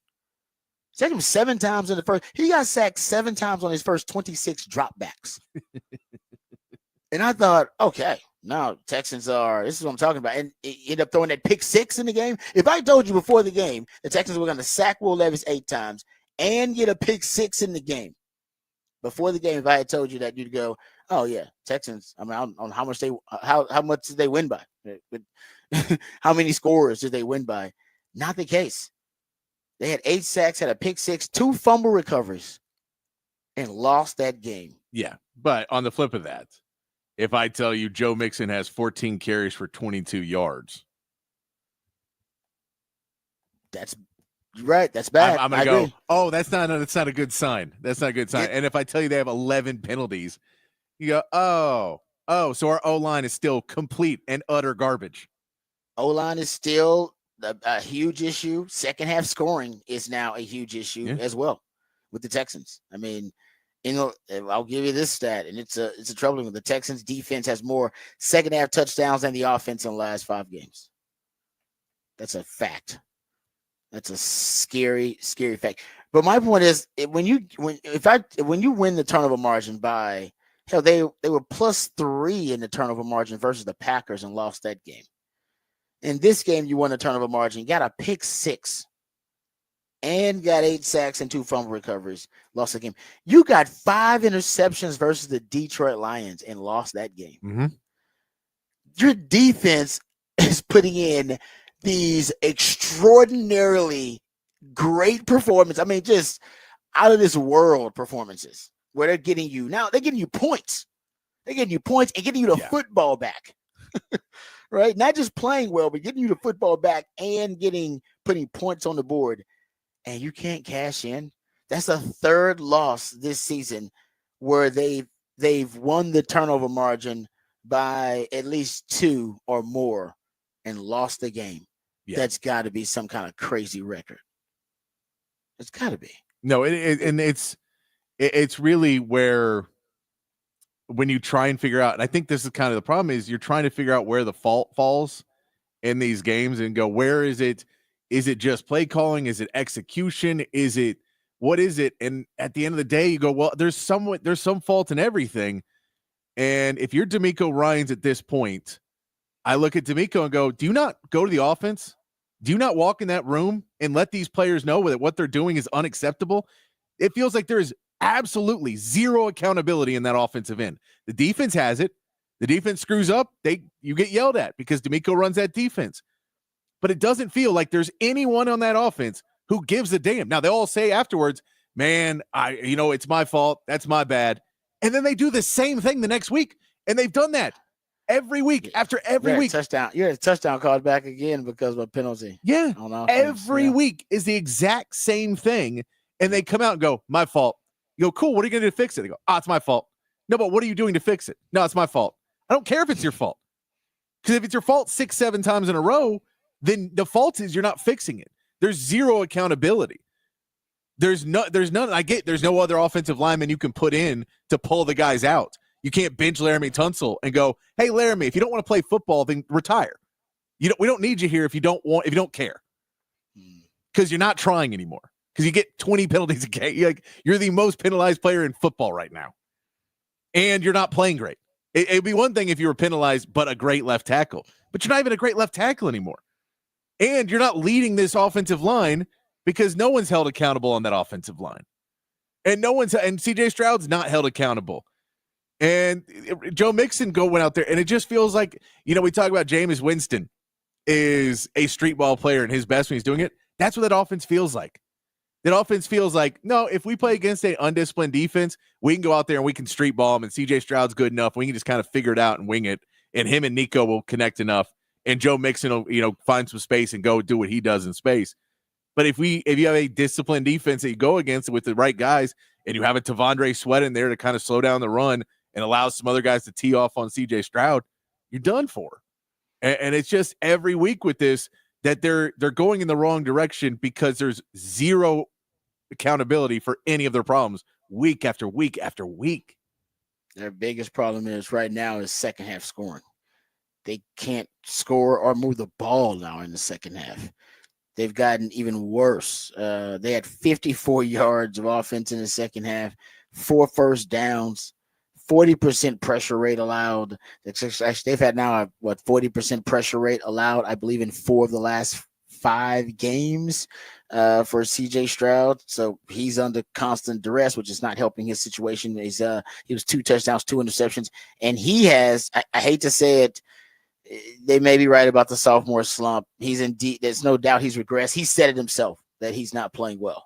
So if he's saying it himself, how can I deny that? He has a worse touchdown to interception ratio than basically the only quarterback to have a worse touchdown interception ratio since week 7 is Daniel Jones. Yeah. Think about that. The guy that just got waived by the Giants. If you go look at the passer rating since week 7 among quarterbacks with at least 100 attempts, he has a 70 passer rating. That's among the lowest. Caleb Williams is 72. Daniel Jones was 76. Right now, CJ Stroud is regressing. There's no doubt. But I get it, and I think CJ Stroud he's regressing. But I mean, I'm going to put it on him too. But it's the same part. You can't expect a bunch of 20-year-olds to all get together and go, guys, we're going to be responsible. We're going to lead this team ourselves, and that's what it is. There's no veterans on this team to lead it. There's no veterans in the coaching staff to lead it. There's no one who has been there and done that on this entire team and the offensive side. And so they're acting like a bunch of people who've never been there and done that. And for CJ Stroud to not have a decisive leader on the sideline to help him out is really hindering him. And he's not the guy that you can sit there and say, CJ, save us. He's not going to save you because he's not playing well enough in a world where he has to be the guy. And right now, he's the guy. So either CJ Stroud plays well and Texans win, or CJ Stroud doesn't and they lose. But this was the case last year too. I agree, and they were winning. So my point is that I agree with you, by the way, because I remember when they hired, I said, man, it'd be nice for them to get a a veteran coach on the staff who's kind of been around the league for a while. They didn't. They got a lot of new guys, and that's great. But last year, they were able to win games as a result of that. Yeah. This year, they got 4 fourth-quarter blown leads. They've blown 4 fourth-quarter leads. That's the most in the league. None of these issues are getting fixed. These are the same issues that I said week 1. I was like, offensive line's a little leaky. Don't like those third and longs. Said that in the offseason. Don't like the third and long situations. Third and long situations haven't gotten fixed. The offensive line issues haven't gotten fixed. They are where they are. So they are a young, inexperienced team. The inexperience now is more of an issue in glaring because that experience would help them solve some of these problems, I think. Yes. So they don't have the experience to help them solve the problem. So they got to figure it out on their own. And they better figure it out pretty quickly because now the book is out on how to beat the Texans. And right now, honestly, the offense doesn't seem, I don't know what's happening adjustment-wise, but the second half is now, you're talking about a fireable offense if you don't fix some of these second half issues. Yeah. I like Bobby Slowick, but I'll admit, I like him a lot less than I used to. Exactly, right? If your defense is outscoring your offense, your defense scoring more touchdowns than your offense in the second half of games, which has been the case for the Texans in the last month or so, that's a bad sign, man. And it's against different levels of teams. It's but it's every week. There's not even a week when you play somebody that's down that you expect to be able to go, okay, even the Cowboys, it was a get right game. They didn't get right. That was supposed to be we can feel it. Now we can play. That wasn't a get right game. It wasn't. No. It's disappointing because at this point is this team going to completely implode and miss the playoffs somehow and be just a bad team? I don't know if that happens. You have to really, really implode to do that. Yeah, I don't think they get there, but like I said, I don't know if they're a good team though. I don't know. They're not. I mean, you can win that division without being a good team. Let's put it this way. They could still be a good team. They are not a good team right now. They have the talent to be a good team, but they're not a good team right now. No, at least they're not a bad team though. No, because their defense isn't bad. Yeah. That their offense is bad. Oh, man. Yeah, I'm with you. It's at this point, it's hard to argue that Bobby Slowick isn't overwhelmed. He seems to be drowning a little bit right now. Oh, he's underwater. Yeah. No, I agree with you. And because I going into the game, I remember saying last week, I said the Titans have a top 5 rush defense, guys. This is legit. Like they can really stop the run, and it's because it's Devondre Sweat and all that. Really all that mass they have inside. So for them not to have a basic counter, anticipating that they're going to take away our running game, that to me is inexcusable. I mean, you should have been ready for that. And they took away the running game, as you pointed out, and the Texans weren't ready for it. And it's like, well, how will you not be ready for it when they got to really how do you not anticipate they're going to take away your running game? How do you this really far into the season continue not to have a plan B? That essentially that's what it feels like. They had no plan B for they took away the running game. It's like, yeah. It feels like Bobby Slowick every week walks out with one plan and goes, guys, they're not going to see this coming. And then 8 seconds later goes, they saw it coming. Oh no, they saw it coming. Or at least halftime. By then they see it coming. According to Bobby Slowick, no one does anything at halftime. That's a time to drink some water and hang out. According to Bobby Slowick. I think that's Bobby Slowick that doesn't get halftime. Come on, I'm with you. Apparently, Kyle Shanahan didn't let him in the meetings at halftime. Oh man, Texans. So are you on panic button time yet? Yeah. We can. You ready to fire it off? If you got one ready to go, let's press the panic button on the Texans. Damn it. Danger. The emergency disrupt system is now activated. Danger, Will Robinson. Danger. Game over, man. Game over. What are we going to do now? What are we going to do? Playoffs? Don't talk about playoffs. I just hope we can win a game. I'm not happy. I hate it here. You want answers. I want the truth. You can't handle the truth. Oh, no. We suck again. Well done. That pretty much sums it up. There you go. And hopefully, we can get rid of the panic button after a couple of weeks with the Texans. We can see some of these issues resolved. But right now, I think you're full on panic button. Yeah. Because you're not going to win a playoff. This team's not going to win a playoff game. They could win that division. They still could win that division because that division is just a bad division. But Can they win a playoff game playing like this on offense? No. But to me, the panic button is the regression of CJ Stroud. Everything else I can deal with. I can deal with everything else. And you see, I was the last one to admit that he was regressing. Yeah. Even though people was like, oh, he's regressing. I was like, nah, I don't know. I think that's more the offense and Bobby Sloak, which I still think a lot of that is the infrastructure that he's dealing with right now. And like you said, D'Amico's got some questions to answer about the accountability of this team. There's no doubt about that. But yeah, seeing your quarterback regress, who had one of the greatest seasons in the history of the NFL for a rookie quarterback, that hurts my heart. It does. It does. Yeah. Watching him run out of the back of the end zone to end the game. Not what you want to see. Yeah. No, he admitted that the illegal motion that cost him the go-ahead touchdown. Yeah. Also on him. Yeah. Oh no, he did. It's like I sent two guys in motion. That was him. Yeah.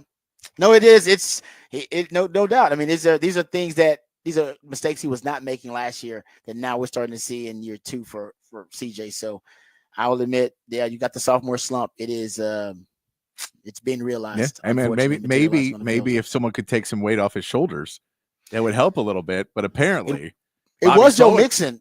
It was covering it up. But, yeah, it was but Joe they Mixon. figured out how to slow down Joe now. And Bobby Sloak said, no, don't put that on my shoulders. I am going to do nothing to help you, young man. It is all on you.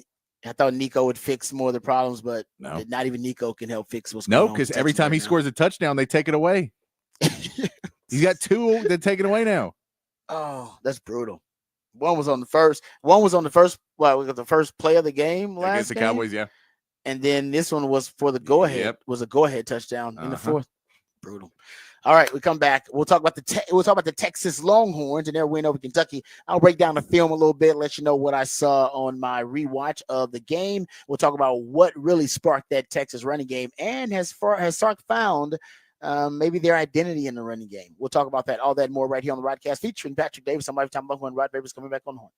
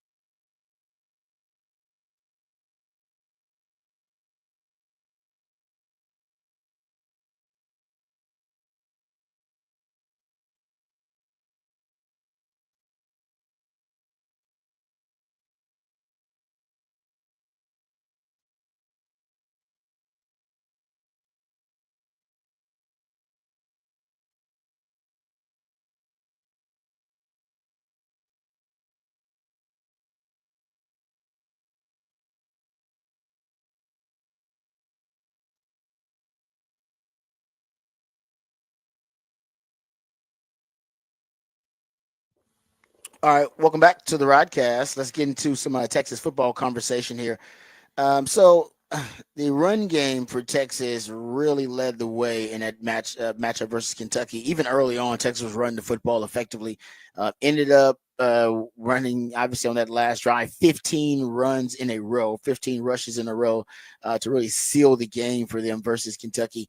And so I started looking at the run concepts, went back and looked at each and every last one of them to try to figure out, all right, which run concepts did Sark lead the way with, right? Which ones did he utilize the most? What did he find late that worked really well for them? And what I found was that I think Texas may have gotten their groove back when it comes to their split wide zone. They had 7 runs of 10 plus yards, so explosive runs, 7 explosive runs, and 4 of them came on that split wide zone. One of them came on just a regular wide zone. The split is when you have the split flow in the backfield. One of them came on, so you got 5 of them were either wide. 5 of your 7 explosive runs were either wide zone or split wide zone. And remember, we talked about this earlier this year. We talked about it probably 2 weeks ago about Sark's comments on the outside zone, the wide zone, which is their most popular, most utilized, most deployed run concept. It was the last season split wide zone. That's their bread and butter run concept. Everything else is kind of stacked from that. So if that's working, it opens up a lot of the other elements of the run game. And so it was working for them in that game. Remember, those were the 2 runs they popped in the Oklahoma game. Remember, they had 3 running back runs in the Oklahoma game that were 10-plus yard runs, explosive runs, and all 3 of them were that split wide zone. So hopefully, Texas is starting to reach its maturity now in the running game. They're one of 8 teams in all of college football that have had all their offensive linemen start every game. So hopefully that group is starting to gain some cohesion and continuity. And with that display last weekend against Kentucky, maybe they've got the confidence now that they can run their bread and butter run concept, their main go-to run concept, which is the wide zone, split wide zone. The other run concept that was really successful for them was the counter, the GY counter guard. They pull the guard, and then Gunnar Helm, he's the Y, call him an 8. So sometimes it's a GH counter, but they pull him, and then he leads the way. That guard, that pull ends up sealing that kind of front side of the play. And you've seen Trey Wisner hit it, seen Jaden Blue hit it. So those were the 2 or 3, I guess, because split wide zone, even though they're the same, you add the split element to it. But that GY counter also was really successful. So maybe going forward, now we're starting to see more of the wide zone, the split wide zone. Maybe they can run that regardless of the defense and what the defense is going to take away, that they can still kind of impose their will with that specific concept. Something else that I noticed watching the film, and I don't know why. Well, I do know why, but I don't know why Sark. I know why I like it. I don't know why Sark is starting to like it. And maybe Sark has just been listening to me for 3 years, and now it's starting to see the world the way I do. But they played more pony package than they've played, honestly, in the last 3 years. I don't even understand why. They played more pony package than they played in the last 3 years. I gotta get my 2021 notes. They're somewhere stored away. But I looked at my 22 notes, my 23 notes, and my 24 notes, and my game prep, my game breakdown, and I cannot find a game where they ran pony as much as they ran it in the game versus Kentucky. Could have been a matchup specific thing, but think about it. Your running backs are fumbling the football, so you don't trust your running backs that often. You have injuries at the running back position, so it actually is more of a liability to put 2 running backs on the field at one time because you just don't have a lot of depth at running back. And Sark hasn't been using a lot of variety in the offense this season. No 6-0 line package, no red cat, any of that stuff, and not a lot of the pony. In this game, he broke it out. You had 10 plays of the pony package in the first half. You ended up with 14 plays overall of the pony. You actually had, if you include the 31 personnel grouping, which they broke out on that 4th and short, and you include a play where he put DeAndre Moore in the backfield and actually had him as an H-back with these. He was the man actually that blocked the backside defensive end on one of their, I believe it was a wide zone play. Sark was all in his bag. If you're going to count that as a 2-back set, because he was technically in the backfield, you could, or just say as a wide receiver in the backfield. But either way, he hasn't used that much pony package. You averaged almost 7 yards per play out of the pony. In the first half, you were over 7 yards per play out of the pony. I can't really explain it other than maybe Sark has just been listening to the numbers that, I've thrown out the numbers, not saying he's listening to me, but he's listening to the numbers that the pony package is your most explosive, your most efficient, and your most effective personnel grouping. And it has been for the last 4 years for Sark. And even with injuries and even with all of the issues that you've had in the backfield, ball security, it still is. Like, it still tracks as your most explosive, most effective, and most efficient personnel grouping. Even this season, I think you're averaging almost 10 yards per attempt out of the pony package. You're over 7 yards per play out of the pony package. The explosive play rate is really high. Your first down rate is over 30%. So maybe Sark is just listening to the numbers. We'll see if that was a matchup specific thing or is that something that we see more of as well. All right, we can talk about the Texas defense a little bit. We'll get into that coming up next hour because we'll dive back into Texas versus Kentucky. When we come back, we got What the Facts, What the Stats coming right here on the Rodcast featuring Patrick Davis. I'm Lifetime Longhorn Rod Davis coming back on the horn.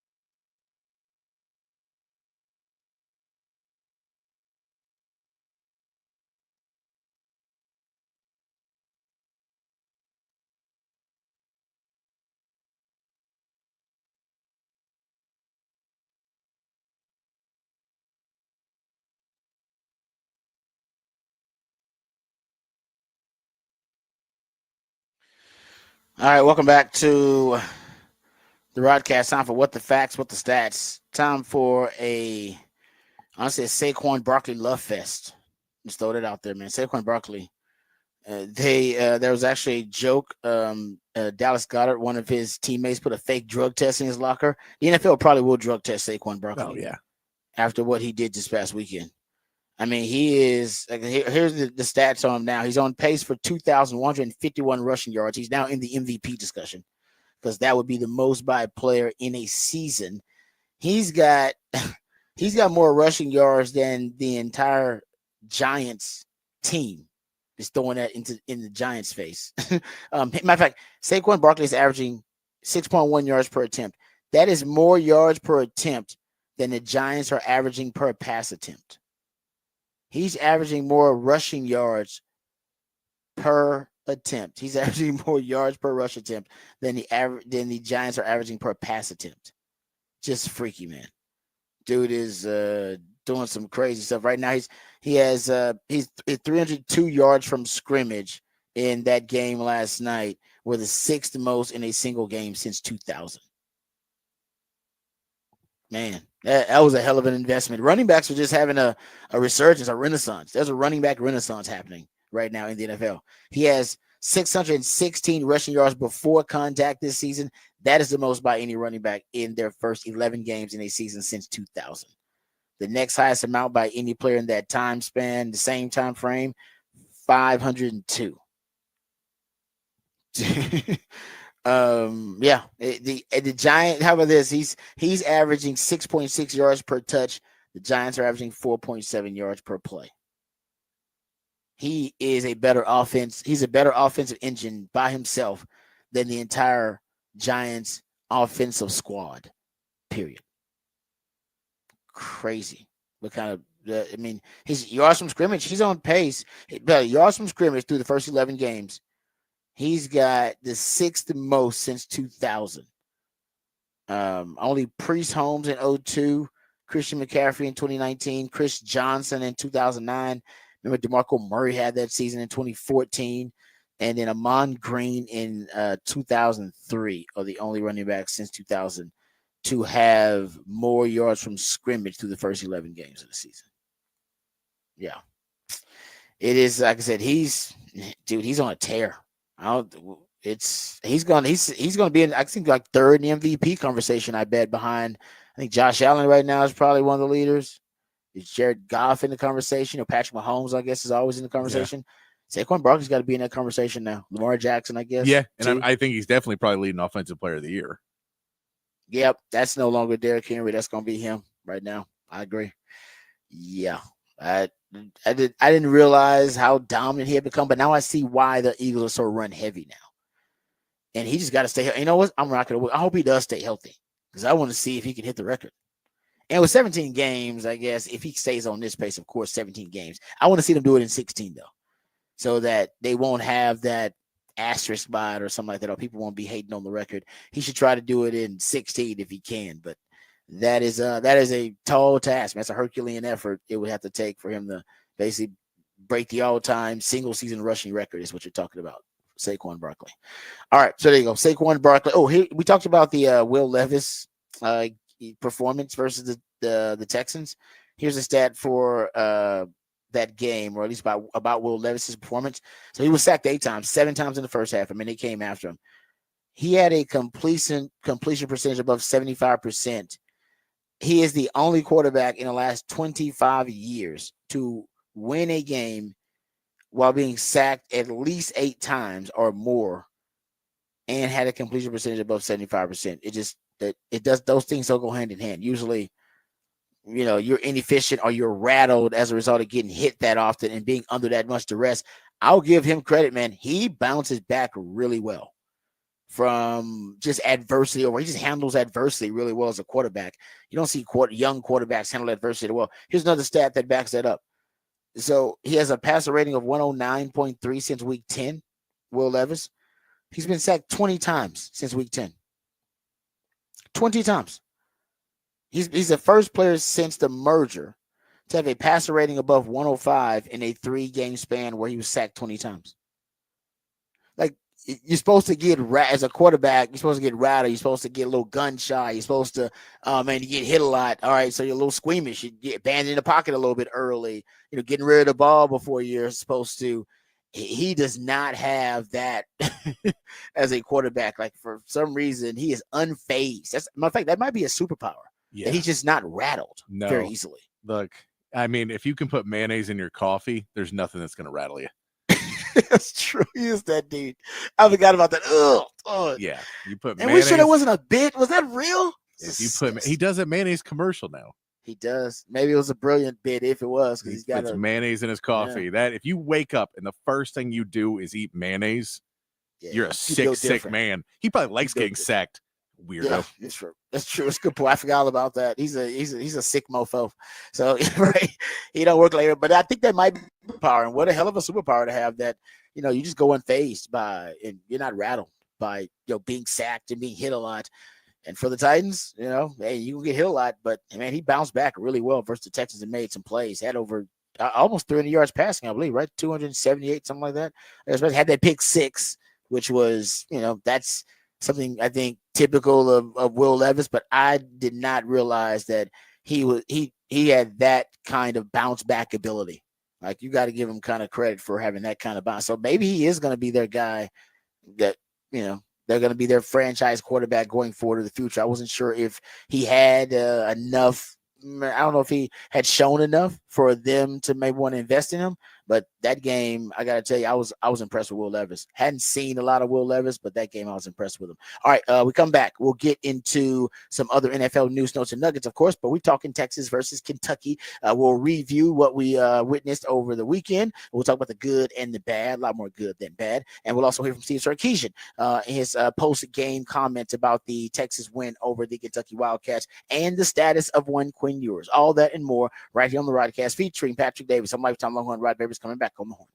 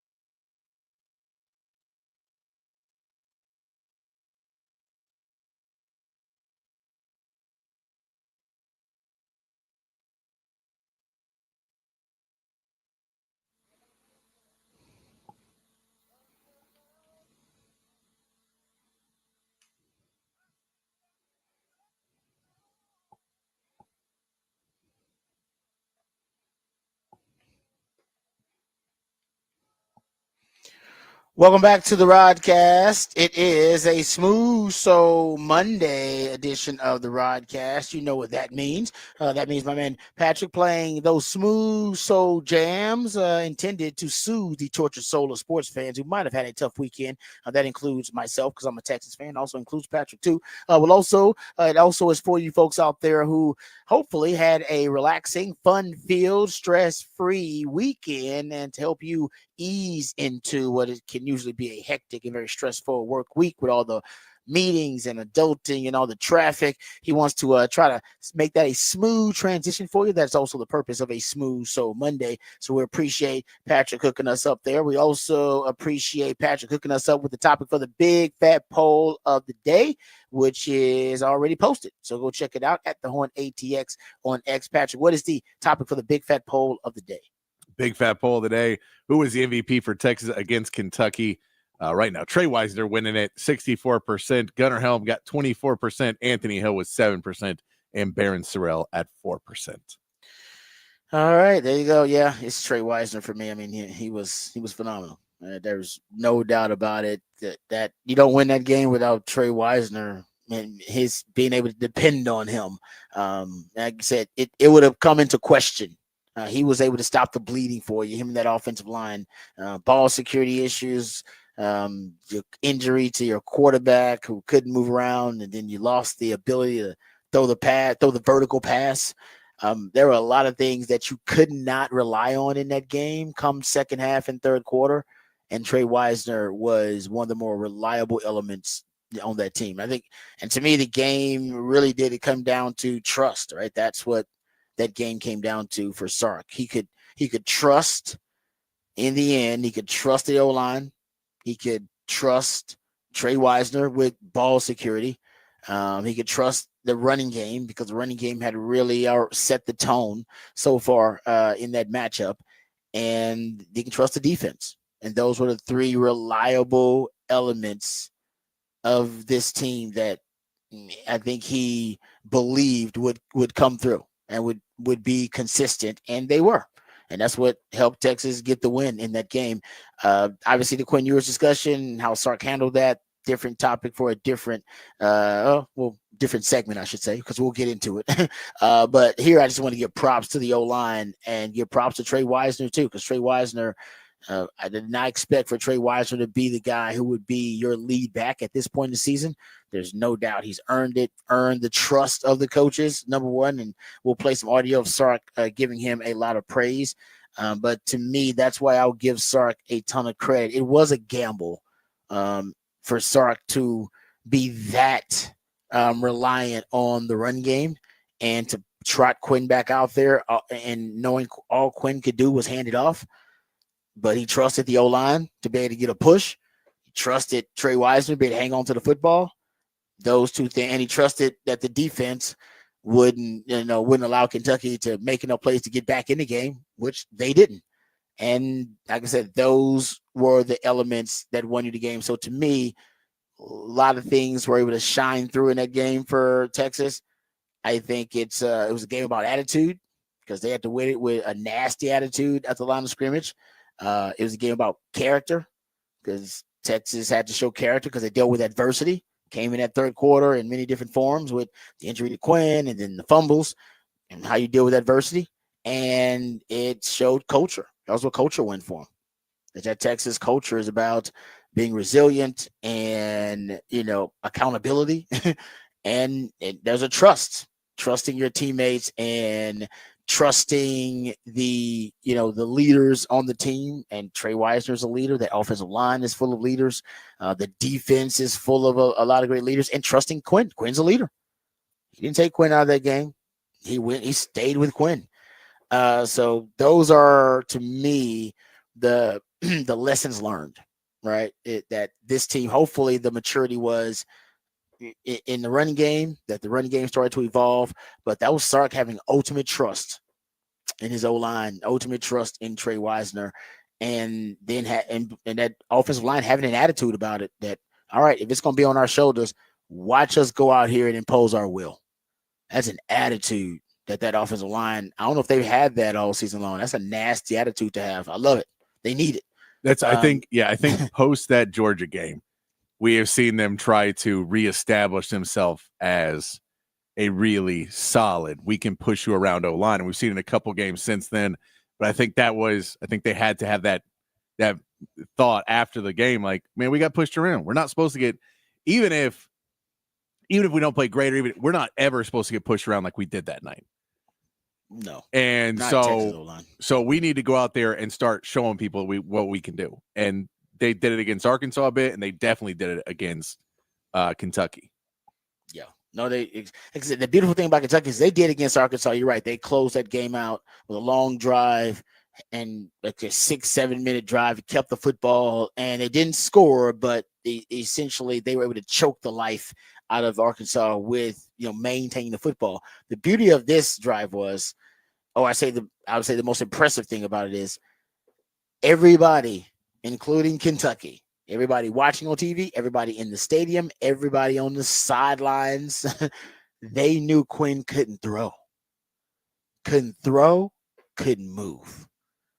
Even after they threw the 2 vertical passes, I think the entire second half, and Quinn did not look comfortable throwing those passes. And even the screens were left a lot to be desired, right? Those were inaccurate, which is usually with Quinn, that's money. So they couldn't throw it, and Kentucky knew it. Kentucky knew they couldn't throw, and any strategy would work. You want to blitz them? Blitzing works. If you want to, drop guys, that would work. Any strategy works. And Sark had no access to his weaponry because Quinn can't throw the football downfield, so no Golden, no Helm. What do I have to work with? What's working? And what's my best path to win the football game? Your quarterback's hurt, and your running backs can't hold on to the football. And he really did just strip it down. I can trust my O-line. I can trust Trey Weissner because I can't trust my quarterback now. I don't have access to my weapons. I can't trust all my running backs.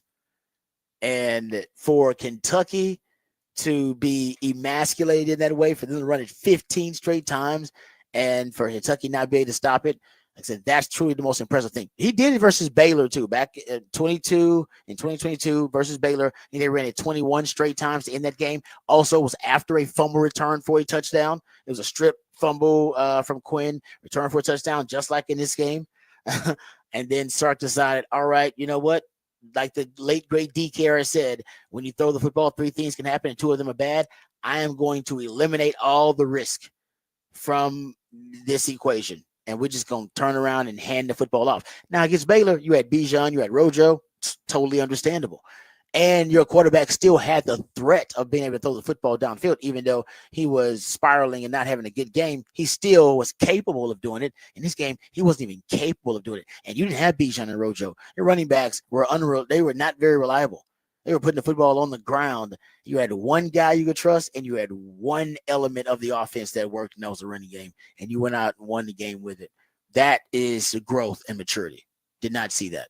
I didn't necessarily see Texas being able to do that and impose their will like that with 15 straight plays and basically one-dimensional offense with no vertical threat at all in the passing game.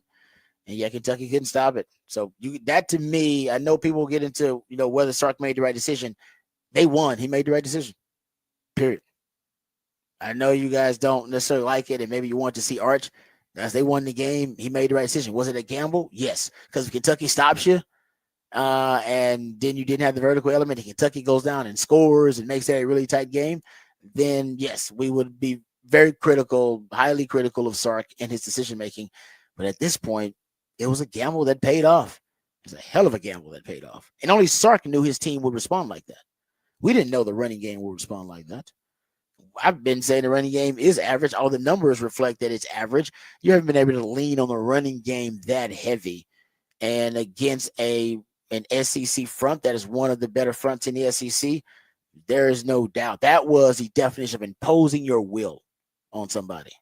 They just punked Kentucky. They deboed them. And that's what, hopefully that is a sign that they're maturing in the running game and that now they believe, and we talked about it, that they have certain run concepts that they can execute against any front, against any in any situation on the road, and that they can hang their hat on whatever those run concepts are. We'll talk about that a little bit too, but good stuff for Texas. I think the trust factor was big early. All right, with Matthew, 7 of the first 12 targets went to Matthew Golden. 7 of the first 12 targets were for Matthew Golden. Then Gunnar Helm early on with the touchdowns. The passing game early on was working, and it was running through Golden and running through Gunnar Helm, and it looked like it was, like I said, I thought you had that Sark run at the end of the second quarter where you get the touchdown. They score a touchdown. Texas responds with a touchdown. Then you get the Zion McDonald interception. Texas gets another touchdown. Then Texas forces a 3 and out. Then they get a field goal, and you go up 24-7 going into the half. And it looks like Texas is about to mollywop Kentucky. And then Kentucky made a couple of adjustments. One, they put in the backup quarterback, which is a really good adjustment by them. And they started to tinker with some things in the run game and in the passing game. And then Texas had the worst quarter, arguably, that Sark has coached here at Texas. Like, that was just a disastrous quarter, mostly about ball security for Texas and putting the football on the ground. Jaden Blue fumbles. Then Quinn Ewers has the strip fumble return for a touchdown. You got a missed field goal in that third quarter. And that's when I think Sark, remember at the beginning of the fourth, that's when I think he has grown so frustrated after missed field goal and then you watch Quinn, be inaccurate with the football.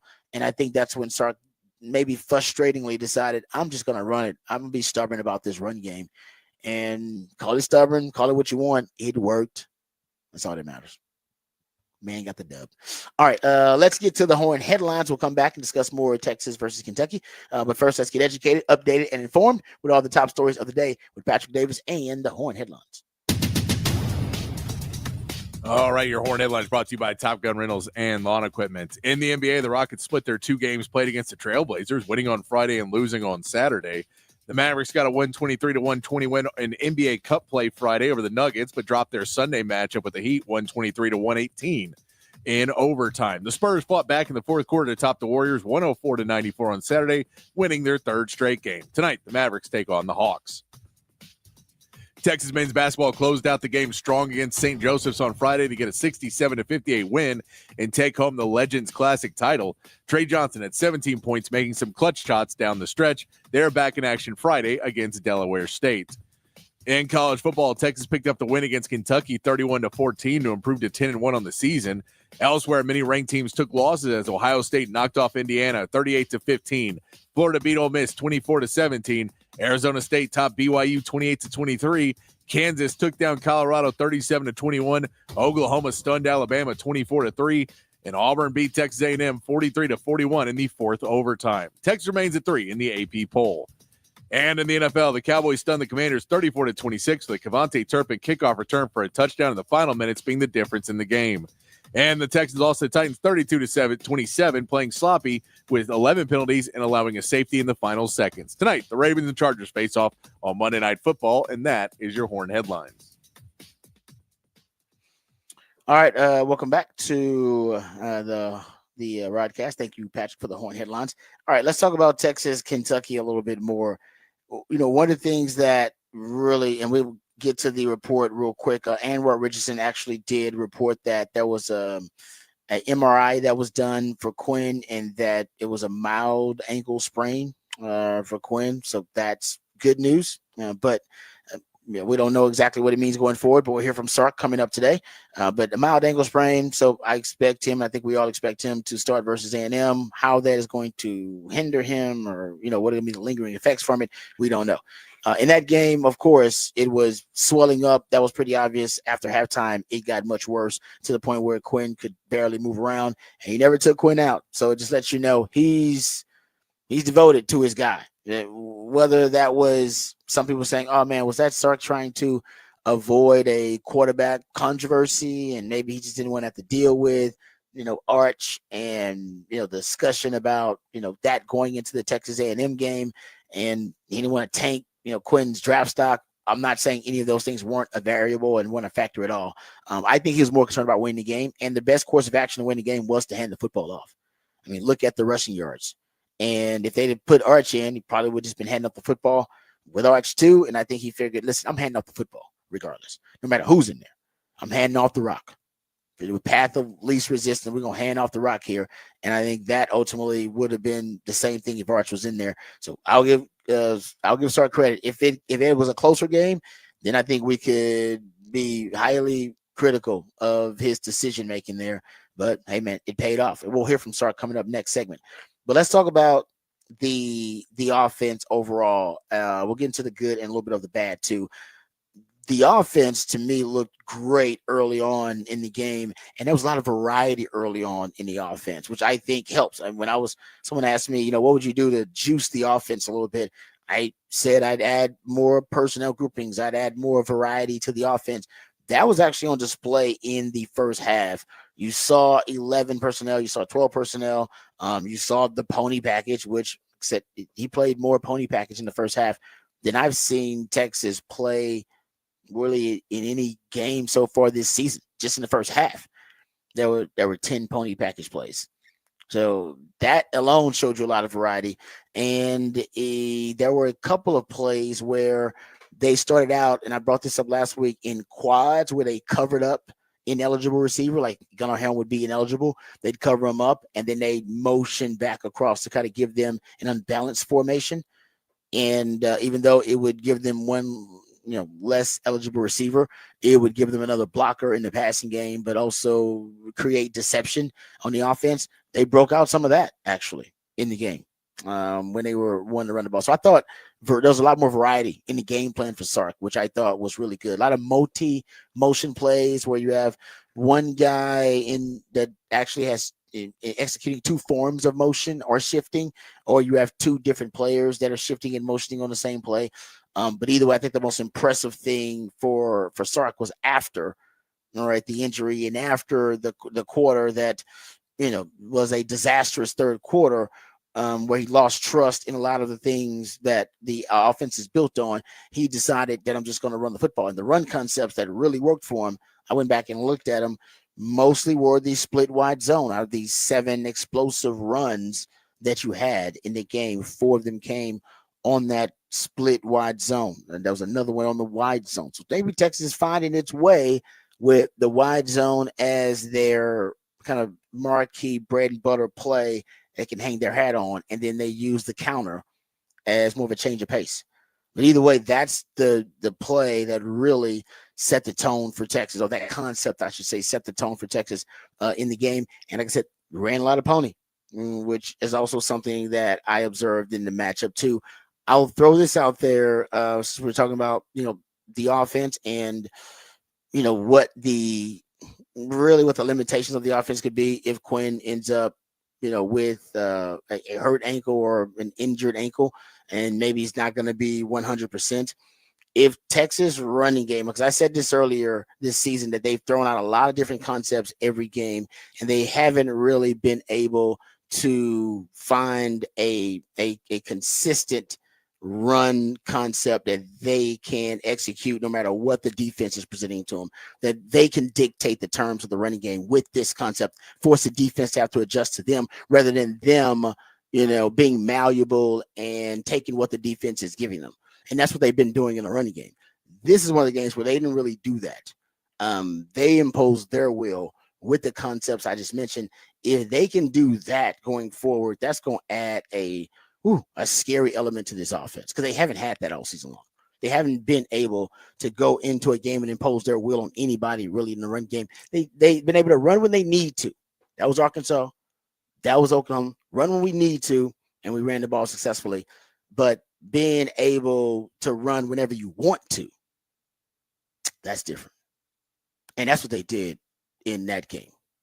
Now, they needed to run it, but they ran when they wanted to, too. They were doing that early on in the game. Even in the first half, they were averaging over 5 yards per pop. They were running it when they wanted to run it. And now that's a little bit different than running it out of necessity, because the passing game isn't giving you what you want. And that's why we didn't see as many screens and quick throws. Now, Quinn got hurt, also a big part of that. But I think because they had the running game, so they didn't need the quick throws.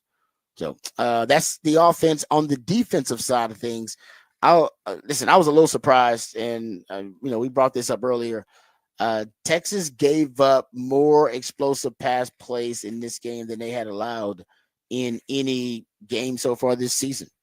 Didn't expect that. They've allowed 21 20-plus yard pass plays on the season, and 5 of them came in the game versus Kentucky. They allowed a 20-yarder, a 42-yarder, a 43-yarder, 25-yarder, and a 22-yarder. The 2 40-plus yard bumps, one on Jadae Barron, who was peeking in the backfield like he was versus Arkansas and got the pick, trying to cheat over to the slot receiver. And I think he was trying to cheat over and get the slot receiver, or at least jump the route of that slot receiver. End up losing Barron Brown, which that was a miscalculation. Barron Brown is one of the fastest receivers in college football. You don't want to lose that guy. And if it was a good throw, he'd still be running. That'd have been a touchdown. It was a bad throw, so Jadae wasn't burned too badly. But that was one of them. And then the one early on, Vanderbilt gets outside the pocket. They run a deep drag route. Texas is in cover 3, and Texas loses him across the coverage and ends up completing like a 42-yarder. By the way, that's the same kind of play that Arkansas completed. Arkansas completed one of those, and Florida completed one of those. If you go back, Florida had a 39-yarder like that. Arkansas had like a 25-yarder like that. Deep drag route sometimes ends up being an adjusted post from a scramble drill. Sometimes it's a deep over route. Sometimes it's a drag route that the receiver takes a little bit deeper. Either way, ends up going across the coverage, kind of across the formation. Now you got to have time to complete it. But when they get time, that concept has worked a little bit on Texas. We're being nitpicky because not a lot works on Texas, but that worked on Texas, and it worked a few times. And if you got a quarterback that can extend the play, get outside the pocket like Boley did, the young man they put in there, you actually got a chance to make some plays against Texas, and that's exactly what Kentucky did. Did not see that coming. I did not see that coming for Texas. And also, they, if you go look at it on really that Kentucky offense didn't really have many successful drives. They had really just one long drive throughout the game, and the rest of their drives were, they were pretty much either 3 and outs, ended with a turnover, or they drove it like 5 or 6 plays and ended up being able to move the football a little bit. But those explosive plays never really materialized into points for them. So I'll give Texas a lot of credit there. Those, even that Barron Brown one where Jadae Barron gives up with the 40-something yarder, it did materialize in points. And then they had a missed field goal when they did drive all the way down. They had a missed field goal there. So Texas, it's not really luck. They make their own luck defensively because they make a lot of plays. But that may have given some teams a little bit of a way to exploit the Texas defense. You really got to buy yourself a lot of time, though, to do it. You got to extend plays and buy time to do it. I don't necessarily think there's anything systemic you can attack with the Texas defense, but I'll admit they made some plays. They made a lot of plays. Also, Texas got to figure out the fumble issues. I brought this stat up last year about the fumbles.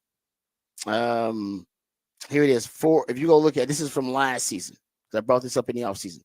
For Longhorns, if you go look at it, even without Ewers' 5 fumbles last season, Texas fumble rate was more than triple the SEC average last season. Last season, they were top 40 in fumbles and fumbles lost, basically, in the country. And of the Longhorns, 16 fumbles, 9 were recovered by opponents, which ranked in the back 3rd of college offenses. This year, they're ranked in 19th and 14th in fumbles and fumbles lost. They got to figure that out. And so last year, it was actually an issue. We just didn't talk about it a lot. It did pop up in the Washington game. It's a big reason why you lost that Washington game. So it popped up in the college football playoff. And now it's rearing its ugly head. Ball security. And it's going to continue to be an issue because every team that you play going forward is going to be trying to strip the football consistently because you've shown the that's one of your weaknesses. That ball security is a problem across the board. Now with the running backs, Quinn's got it at times, and now you're seeing with Silas Bowden as your punt returner and as a wide receiver that he may have some ball security issues. Hopefully, it was just a one-game thing with him, but we know for Jaden Blue, it's something that's now a part of his scouting reports, and we know for Jerry Gibson, also a part of his scouting report. Anytime those guys are on the field, they're going to be punching and stripping at the football. So Texas had 5 of them in this game officially, but it was more like 6 or 7 unofficially because there was some bobbled snaps and some other stuff that I don't think Jaden Blue's goal line bobble that wasn't really counted as a fumble. So Texas got some ball security issues they got to work on. All right, Sark, we'll talk about that on the other side. We'll hear from Steve Sarkisian. And we'll also break down this Kentucky matchup a little bit more. All of that and more right here on the Rodcast featuring Patrick Davis. I'm Lifetime Longhorn. Rod Davis coming back on the horn.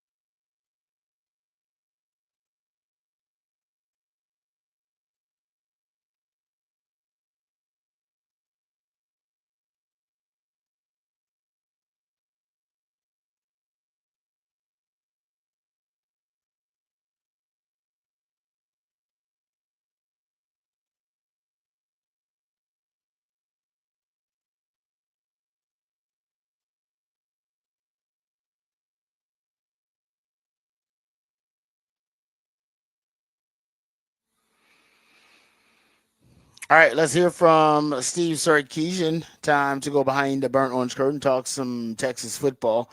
After their win over Kentucky, Sark was very complimentary of Trey Wisner because of basically what he did to put the run game on his shoulders. We haven't seen a running back do that at Texas in quite some time. 158 rushing yards, over 6 yards per rush.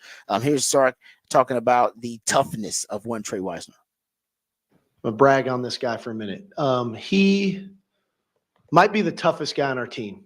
He is cut from, a Brillo pad.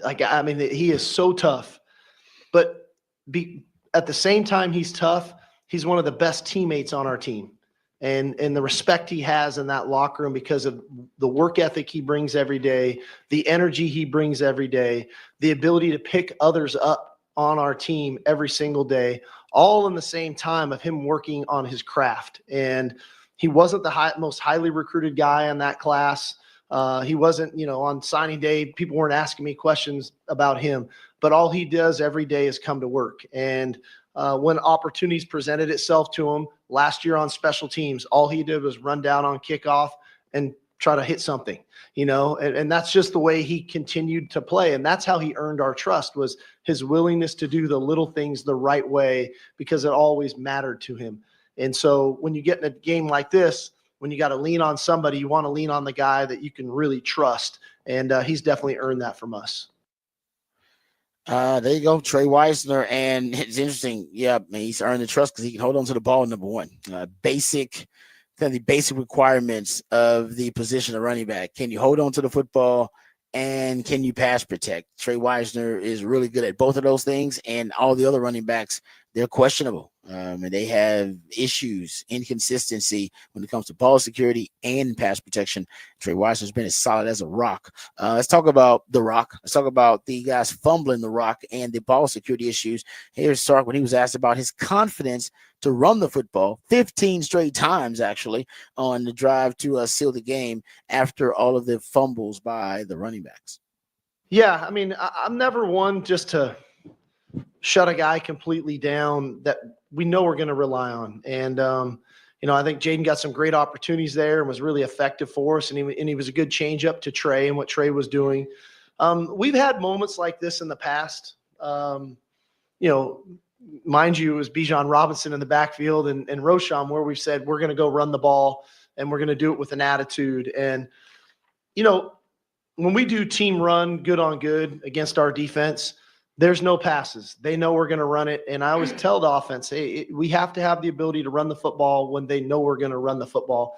And we try to make it as hard on them as we can against our defense, and which is very difficult and very tough. And I thought that one of the coolest moments of tonight was when we finished that drive and you saw the offensive line come off the field. It was the D-line and the linebackers over there celebrating with the offensive line because they know what it means and they know what our good on good team run looks like. So to have that moment for them, I thought was pretty cool. There you go. Yeah, and no doubt the good on good, it paid off for the offensive line, and maybe they're rounding into form at the perfect time. Here's Sark talking about the performance of his offensive line.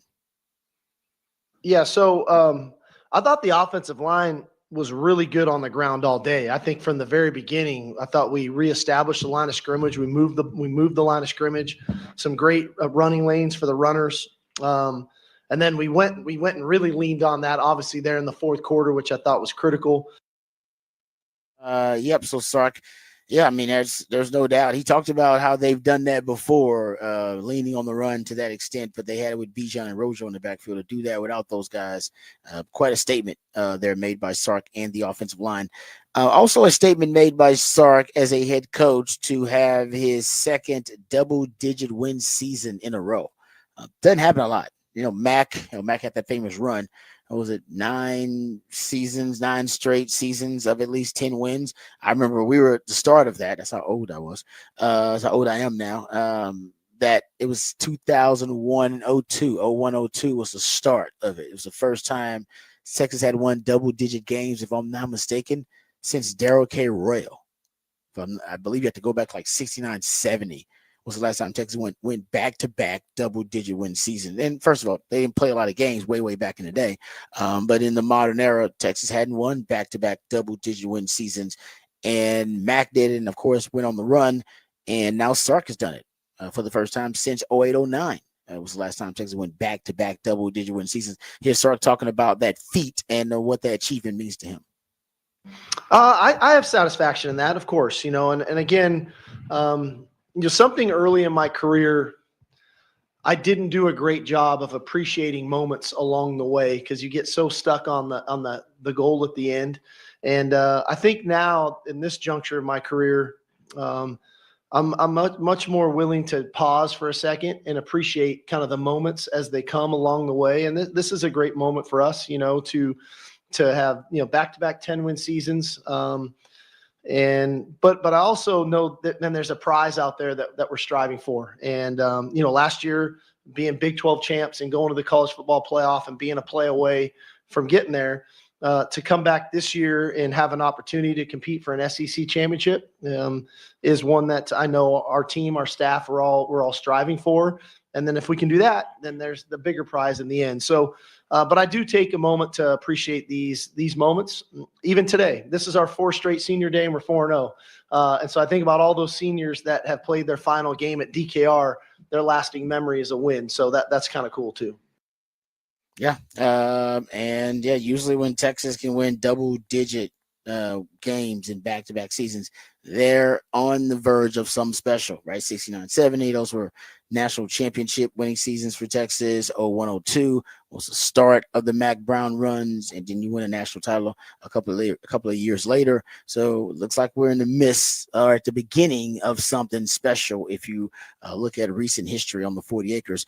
All right, let's hear from Sark talking about the upcoming game versus the Aggies because it's a huge matchup. We now know that the winner of the Texas A&M game will get a place in the SEC title game, and they will be facing the Georgia Bulldogs. So Longhorns may get their chance at a rematch, a revenge game against Georgia, but they got to take care of business first. So here is Sark talking about controlling their own fate versus the Aggies and still, having all of their hopes and dreams ahead of them. Yeah, I think I know for us, like the game is the game as far as what are we trying to accomplish, to win that game to get to the SEC championship game. But I'm not naive to know the rivalry is the rivalry and what this game means to the entire state of Texas, and households being divided, Thanksgiving weekend. I think it's so cool that we're playing this game again. And so, but the key to the drill, as I just told the team, it's like, okay, we're all excited. We all want to win next week. What are we doing today, right now, when I get done speaking to prepare for that? Because I think preparation is what leads to a positive performance. And so, I think it's great for college football that this game with us and them is going to matter on a grander scale than just what's happening in the state of Texas. But I also know how much it means to every household in the state of Texas. So it's pretty cool to be part of. I'm excited. Yeah, it's going to be a wild atmosphere, man. I don't think Texas has experienced anything like it. Maybe a combination of when they went to Arkansas in 2021 and when they went to Alabama in 2023. Maybe there's a combination of that. Alabama being a huge stadium, and then Arkansas giving you that vitriol and that hatred and that that hostility that you walk into. I don't know if you got that with Alabama because there's no history there.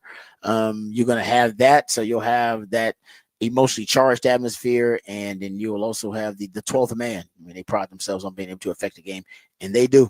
I'm not gonna lie, that is an intimidating place to play. I remember playing in it several times. So the Longhorns won't have anything. Like I said, Alabama and Arkansas come close, but kind of a combination of it to really be able to recall and have experience in a hostile environment like they're going to see versus the Aggies. But either way, a lot of people are saying, and I said it a couple of weeks ago, I think the Longhorns are in if they get 2 losses. Even if they lose to the Aggies, knock on wood, that's not going to happen. But if they lose to the Aggies, I still think the Longhorns are in. I said that a couple of weeks ago. I said, don't forget, this is a TV show. they want the most compelling storylines and TV stars in their TV show for the new college football playoff. And the Longhorns have put themselves in a position where they're just a really great storyline. Whether you're talking about Quinn and Arch, whether you're talking about the fact they're a really good team, it's one of those situations where I think the committee would clear a path for Texas, even if they had 2 losses. And now with Ole Miss losing and now with Alabama losing, I think even a lot of people have said that actually it's already now a foregone conclusion that a 2-loss Texas team is in the playoff. Sark wasn't necessarily asked about that, but here's Sark when he was asked about the college football playoff on the horizon and the Longhorns mindset about it. Speaking things into existence. I don't know. Again, we don't know what's going to happen.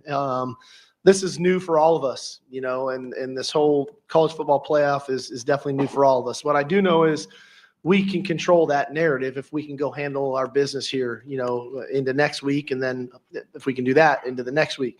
And so, it's a lot easier when you take your fate out of somebody else's hands and put it in your own. And that's what we're trying to do. They certainly do control their own fate as it relates to getting to the SEC title game. And then, from then on, maybe you can get yourself a bye.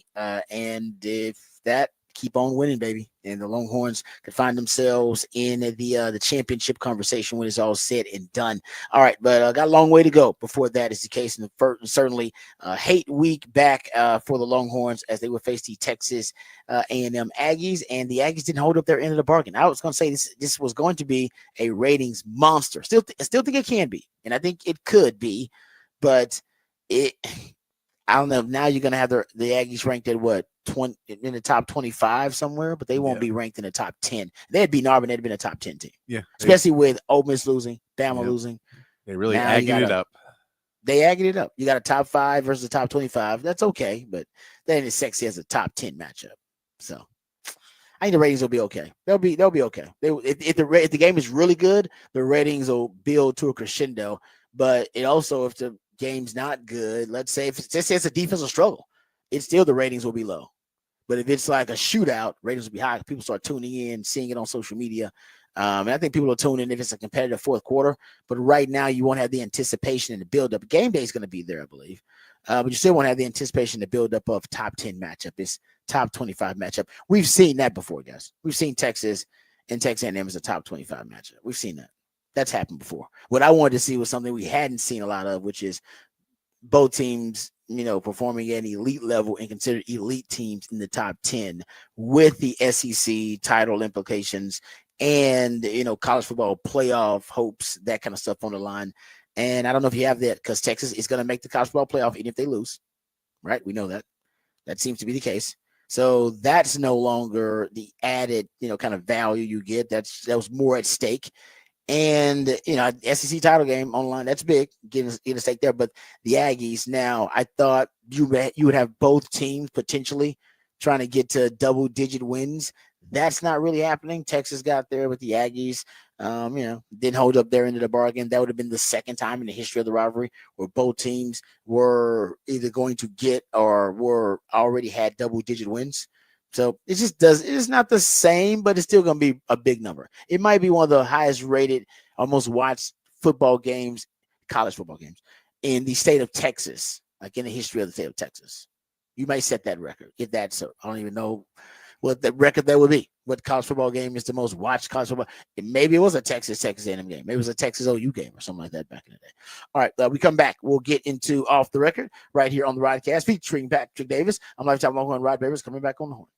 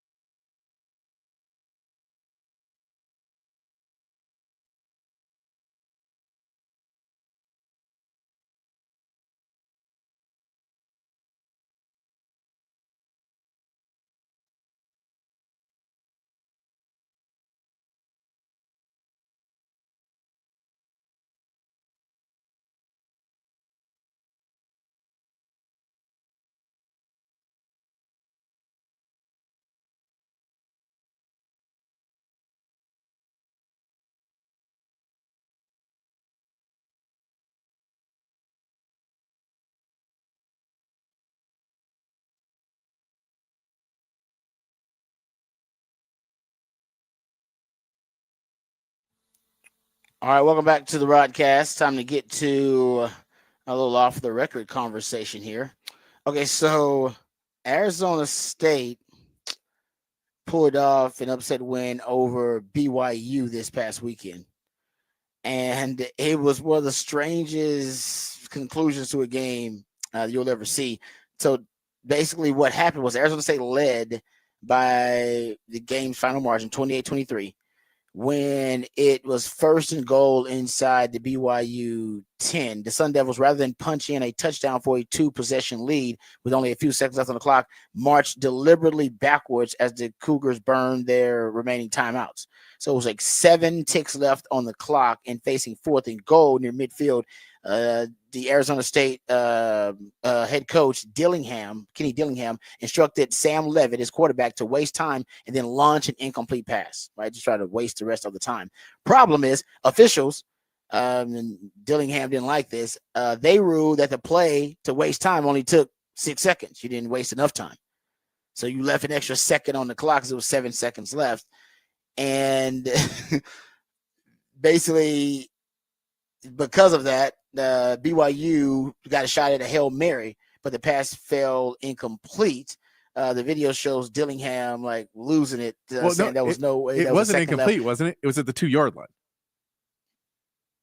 No, the Hail Mary. No, the Hail Mary I thought went to the 2-yard line and was caught, but it was short, right? Is that the right game, or am I thinking of a different game that happened on? Are you thinking of the second time they did it? It may be the second time. Yes. Because they stormed the field because they thought it was over. Yeah.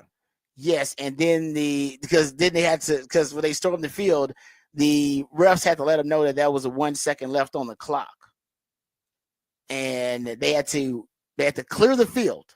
Yes. After rushing the field because there was a second left on the clock. Because remember, they thought that the play to waste time, that was the end, and so everybody rushed the field. Then they had to clear the field. And that's when BYU got the Hail Mary shot and the pass fell incomplete. All right? Then they stormed the field again. I think they caught that ball, though, but it wasn't in the end zone. Oh, really? I think they caught the ball. Okay. Well, I can which makes it even crazier. Okay. Yeah, I didn't because I didn't get a chance to watch it live, so I'm not sure if they. No, that may have been a different game too. I know there was a game where they threw a Hail Mary and it got caught at the 2-yard line, and they lost the game. Okay, no, it wasn't the 2-yard line, so it might have counted. He might have caught it actually. I don't know. It was like a scrum, and then they rushed the field. So I'm looking at the video now, and I can't tell if they caught it or not. It fell short, of course, because they didn't win the game. Arizona State did. So I'm not sure. Maybe he did catch it. Maybe that's the game you're talking about. If you watched it, you watched it. I didn't watch it. I just saw them have the storm. They stormed the field twice. Yes, they stormed the field, and it had to take them like 20 minutes to clear the field, and then they stormed the field again after they actually won the game. So one of those situations where Kenny Dillingham was already celebrating. His wife was on the field with him. He was like hugging his wife, like kissing his wife, and it was a big emotional moment for them. And literally, as he's being swarmed by the rushing fans who are rushing the field, and he's hanging out with his wife and his loved ones, the refs literally had to come in and break the news to him that, no, you got 1 more second left on the clock. You got to get these guys back on the sideline, and we got to get these fans off the field.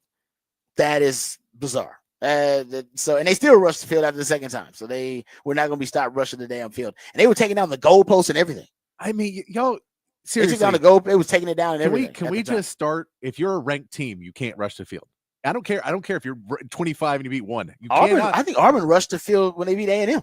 I know. I saw them rush the field. It's ridiculous. We were a slight underdog in this game. They were 2.5. They weren't even a 3-point underdog in that game. Yeah. No, I mean, it's so over the top. Now, I mean, they can't do it at Texas. Don't do it. Don't do it. They're going to. Don't do it. They'll do it. They'll do it next year. We'll be a 10-win team, and we'll be ranked 3 and beat number 2, and they'll storm the field. They want to storm. Every kid wants to storm the field now. It is crazy. Like I'm all for social media. They do, and that's I'm like, I'm fine with storming the field if it's that big moment. There shouldn't be 7 field stormings every week. Yeah, no, I couldn't believe when I saw Auburn rushing the field. I was like, why are they rushing the field? I was like, the Yankees weren't even ranked in the top 10. You got to rush the field against like an elite opponent, or when you're a huge underdog. Now they just do it because they want the social media views. Yeah, They do it exactly. because they want the views online. That's it. They do it for the gram. Yeah. That's why they do it. No, exactly. It does say here in the box score that Hail Mary was incomplete. It says the pass was incomplete to Chase Roberts. But yeah, no, I'm with you. I don't know why everybody wants to rush the field. At Texas, it ain't nobody else's business why if they want to rush the field. That's not for us to judge. Hey, yes sir, for Texas, you don't rush the field. Like Texas don't ever get to rush the field in football. No. Other sports, go ahead, have at it. I don't know. Can Texas basketball rush the court? Maybe. I have no idea. Have they rushed the court before? I don't know. Maybe. Texas football, you can't rush the field. You can't be Texas and rush a field. No, yeah, because I You feel can't be like both. you'd rush the court. It would be December 8th. I think we're playing UConn here. I think that's the one that you would do it on. So you can rush the court for that I one? don't Is think that, you can. Is that worthy of rushing the court? So here's the thing. I think you could. I think it's only happens if you have that somebody hits a last second three and it's that explosion of emotion that you all go, oh, we're so excited right now. We're all just storming the court because we're so happy. If you win by 5 points, like that's the ones that kill me is like you hit some free throws and win the game. You're like, you can't, because now you've thought about it. Once you've thought about it, it ruins it. You're saying it's too premeditated. It needs to be like a passion. Like it's basically you're so passionate in the moment. You were swept up in the moment. The fact that people are now like in the third quarter of football games being like, you ready to storm? And you're like, no, not allowed.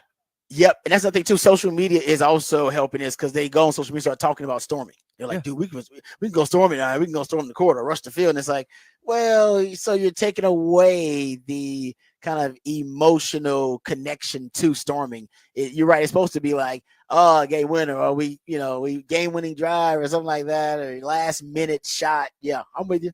You don't get that anymore. I mean, that Arizona State game, I get it was emotional, but it was number 21 versus number 14. You're right. You are 7 ranks below them. Why are you rushing? You're right. Like, you're not a huge underdog. What are you doing? That was it. Everybody wants to rush the field now. It makes no sense. There's no pride anymore. No, used to be pride that we rush the field when it's a special occasion event. Yeah. Now every class that goes to a college of a program, a football program that's at least a power program, they'll have an experience of rushing the field. That's supposed to be like a once in a lifetime event. Exactly. If it ever happens. I think too, it's now everyone realizes there's absolutely zero repercussions for doing it. Oh yeah. Now they can't. Yeah. You can't. Now you can't start, basically you can't start punishing people for it now. Unpenalizing. Oh, you can.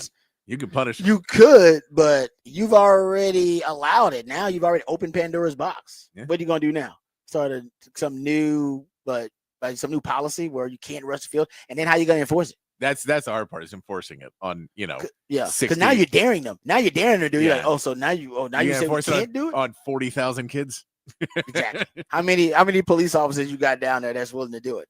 I mean, you ain't got enough. That's the thing is I think back in the day it was less likely because there was a good chance you were taking a billy club to the head. Oh yeah, yeah. Police brutality was definitely something that was accepted back then. Yeah, everybody's got body cams on. And there's cameras everywhere. Yeah. It used to be that first guy come across and get cracked in the head. And they'd be like, "Yeah, I'm good. No need to storm." And there's cameras everywhere. Every kid's got a camera. Yeah. So I know the interaction now is like, hey, you look at the way you interact. No, you're right. It's definitely a big part of it. I was like, nah, I don't want no part of that. No, I'm good. I don't want no part of having get the guys I'm responsible for off the field, and I'll be in the locker room. Oh, yep. Burn it down. I don't care. I don't know why it's a thing, but man, they love to do it. Like I said, it's happened like it happens multiple times every week now. Every college football week. Yeah. That's no, I mean, that's not how many games rush the field? How many teams rush the field just this weekend? I saw 3. Florida rushed the field. Auburn did it.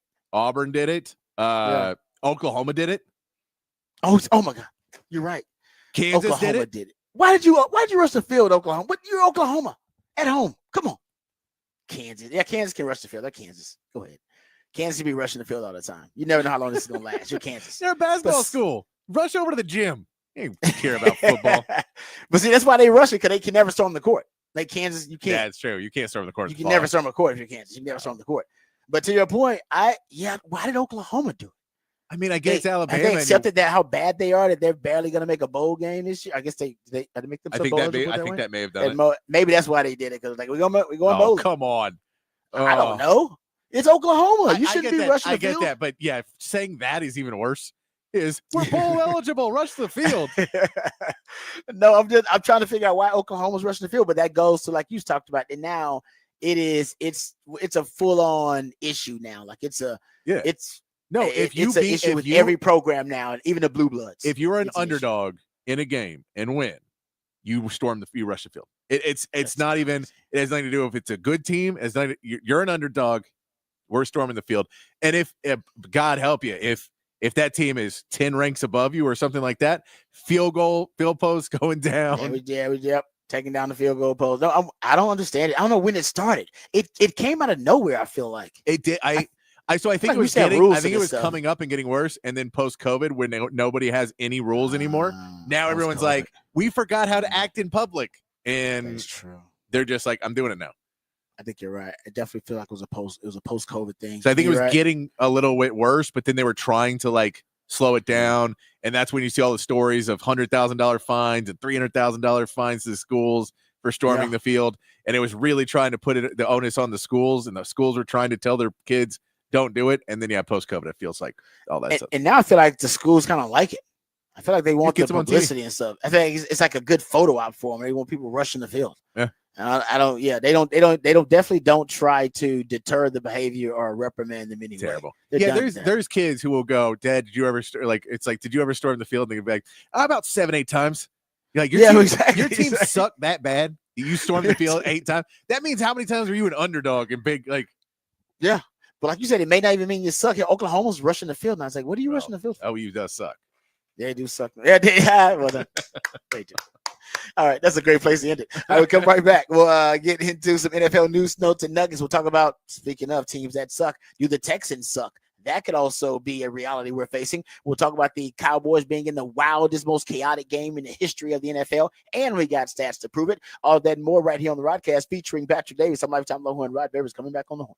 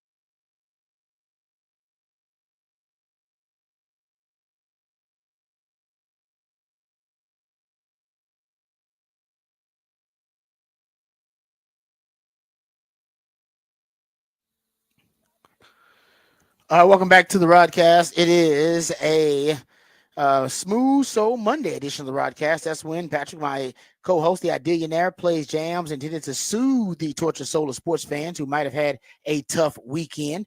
Also, the purpose of Smooth Soul Monday is to make it a smooth transition for you if you hopefully had a relaxing, fun-filled, stress-free weekend and you're heading into the very hectic work week. Hopefully, we can make that a smooth transition for you with some of these Smooth Soul jams.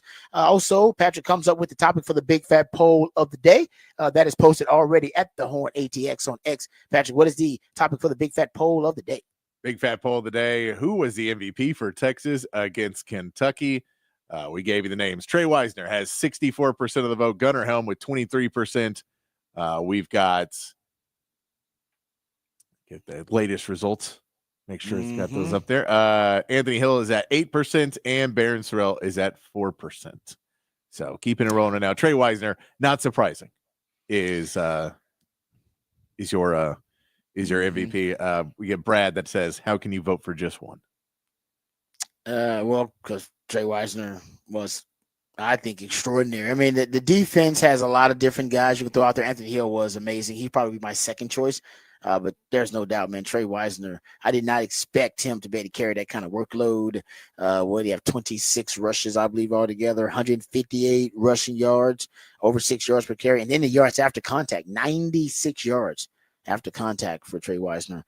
Yeah, he's the MVP of that matchup versus Kentucky. I think the O-line, if you could throw out there an O-line, I know you want to give it to one individual, but if I could give it to a unit, I would give it to the O-line over the defense. Yeah. Defense was great, but the O-line was, to me, the real story of being able to lean on that group late. But you said it right, though, is you go, the defense, you go, well, it's the defense as a whole, because it wasn't the D-line or the secondary or the linebackers necessarily. You go, they did it. On the offense, the passing game wasn't there. So it was really reliant. And when the passing game was there in the second half, they kept Quinn pretty clean for a guy who couldn't move. I thought so. So when you say they didn't get him hurt worse, which is a very real possibility, he didn't get hurt worse in that game because they kept him pretty clean. And then you also throw in what they did in the fourth quarter to basically single-handedly push around Kentucky and open up giant holes for Trey Wisner, who then took advantage of them fully and did what he needed to do. But, yeah, I'm with you. That O-line just when nothing else was going to plan, they were. Yep. That's exactly right. I mean, Sark didn't have much he could depend on late in that game because no Quinn, or at least no Quinn as a pocket passer. And he couldn't move around, he couldn't plant his foot, and he couldn't drive the football. Ball security issues made Jaden Blue and Jared Gibson, made them more high risk options and liabilities for you potentially. And so you didn't have but like two things on that offense that you could rely on at the time. And it was the two things with Trey Wisner and the O-line, and that's what won you the game. So I'll give Sark a lot of credit. A lot of people are critical of Sark and him not putting Arch in and being stubborn about keeping Quinn in the game. Yep, he was stubborn, but it worked. If it didn't work, then we'd come in here and then we got to talk about Sark's decision making. That was the right decision because you won the game and ended up, I think, with that 15-play drive, which still stands out to me as might be one of the turning points of the season just because of now what the running game is capable of if they are indeed now starting to find their groove in the running game.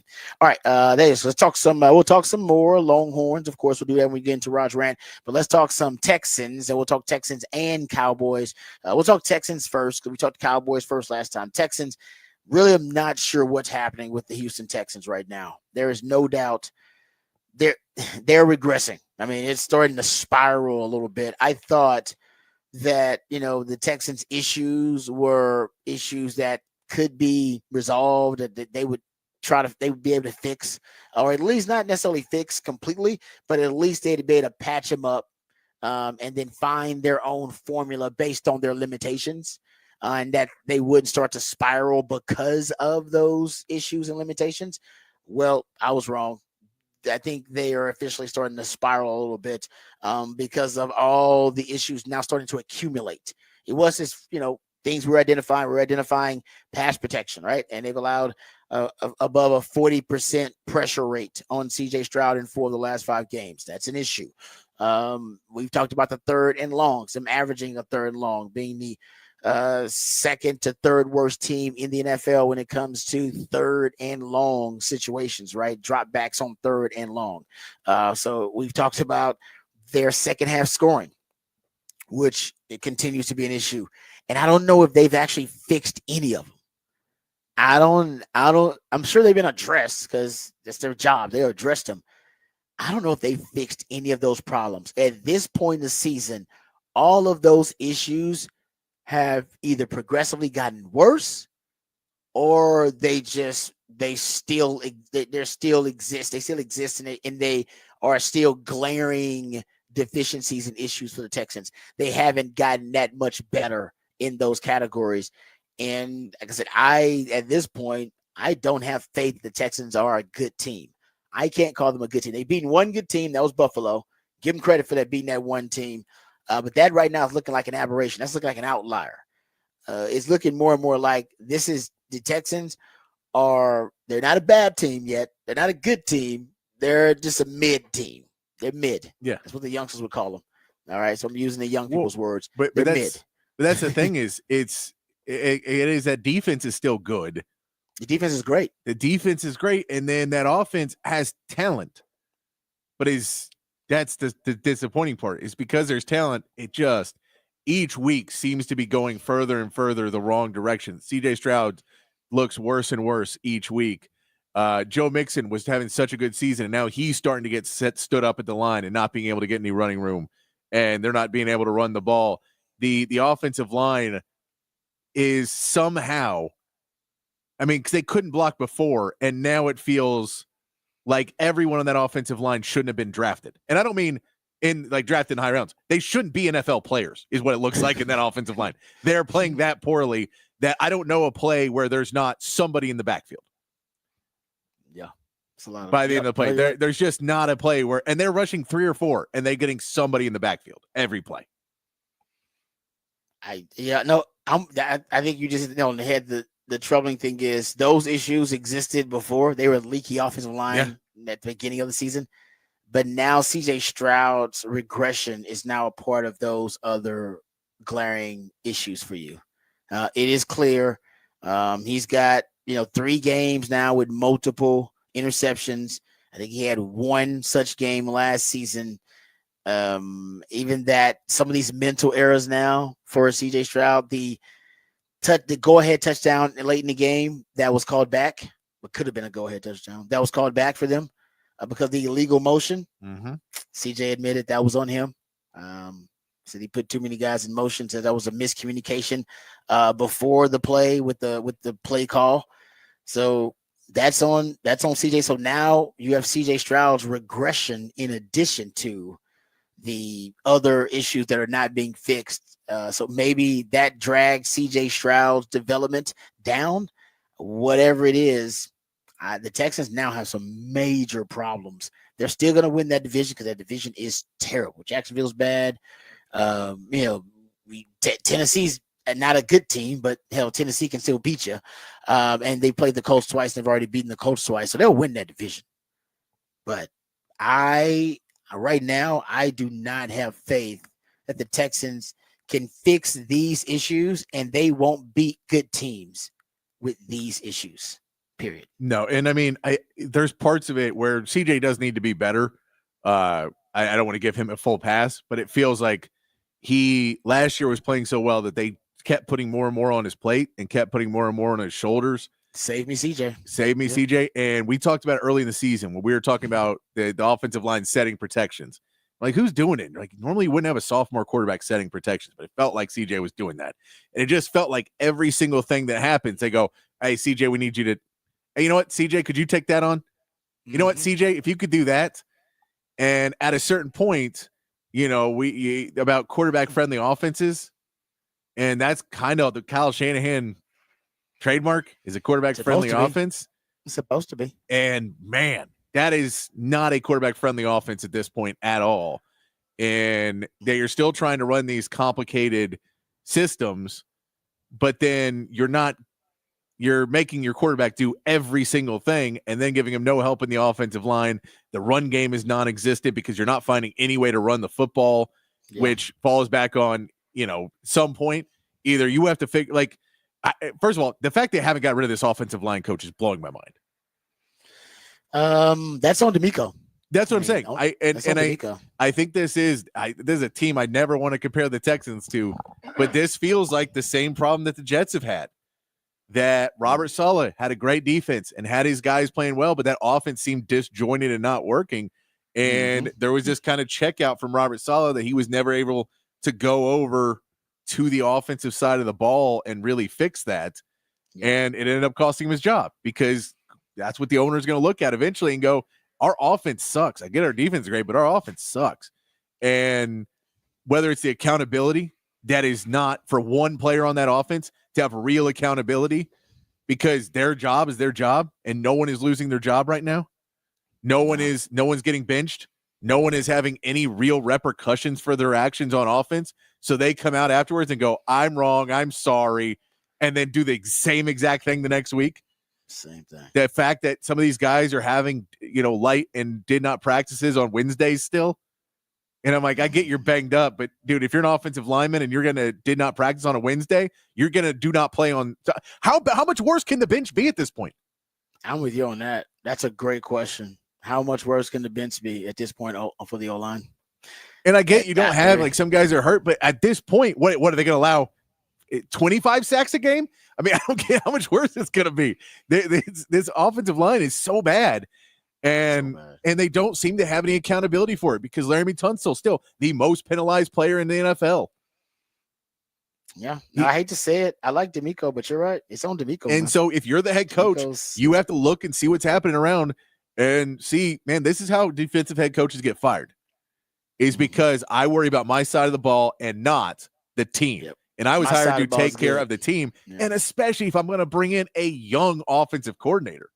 Now, if I brought in a veteran, never call plays. And if I'm going to bring in a veteran guy who's been a head coach before to be my offensive coordinator, then I can kind of trust him a little bit more on that offense. But if I'm bringing in Bobby Slowick and he doesn't know what he's really doing, he's kind of going to be overwhelmed. I get I'm overwhelmed, but that's why they're paying me to be the head coach. I have to walk in that offensive room and be like, hey, every one of you who thinks that you can get away with this, not happening anymore.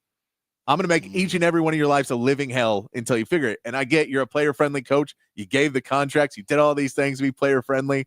It's not working. I agree. Right now, it's not working. You've gotten worse since everybody thought you were ahead of schedule after last season in terms of your Super Bowl aspirations, that you were ahead of schedule in your Super Bowl window. Now it looks like you've slid back a ways, and I think for the Texans, they've seriously regressed. And a lot of this is on D'Amico to fix. And I think you got to start, in my opinion, with the play calling and your second half scoring. And the pass protection issues, like I said, that's been an issue since day one. Your third and long issues, that was an issue in the offseason. I was talking about that in the offseason. So these are things that you were able to overcome and achieve in spite of them. And then, so I'm going to say, well, for some reason they still were able to win games with those big issues. The issues that's popped up lately, the new thing is your second half scoring. You've blown 4 fourth quarter leads. You've blown the most fourth quarter leads in the league. That's unacceptable. You've blown, to me, that's a big part of it. And not only have you blown 4 fourth quarter leads, so the first team, by the way, in the league this season to blow 4 fourth quarter leads, but to lose games where your defense gives you such an advantage is almost criminal. You lost a Green Bay game when you were +3 in the turnover margin. You lost the Detroit game when you were +3 in turnover margin because you forced 5 interceptions in that game. You lost this game and you had 8 sacks.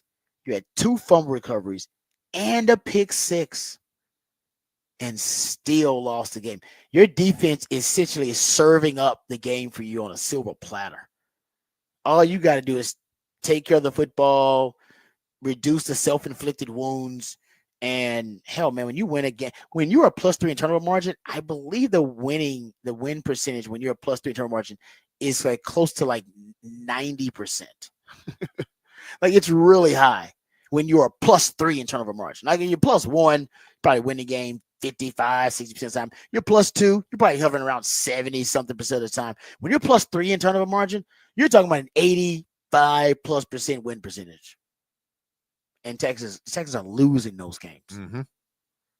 I don't even know how you do that. I'm telling you, somebody's gonna have this. I'm gonna find that stat about how rare it is to lose a game when you are +3 in turnover margin. They lost 2 of those games so far this year. Yeah, 2 of the losses. It's crazy what's happening. And if I'm D'Amico Ryans, I don't get how pissed off are you that your defense is playing at this level and you look like a bad coach because your offense can't get it together. That's crazy. You're right. I'd be pissed off. Yeah. Be like, man, we have the number 1 pick. We have all these, and y'all can't. We got Joe Mixon. We got you guys. Yep. We didn't go out in the defense and spend all the money. We gave it to the offense.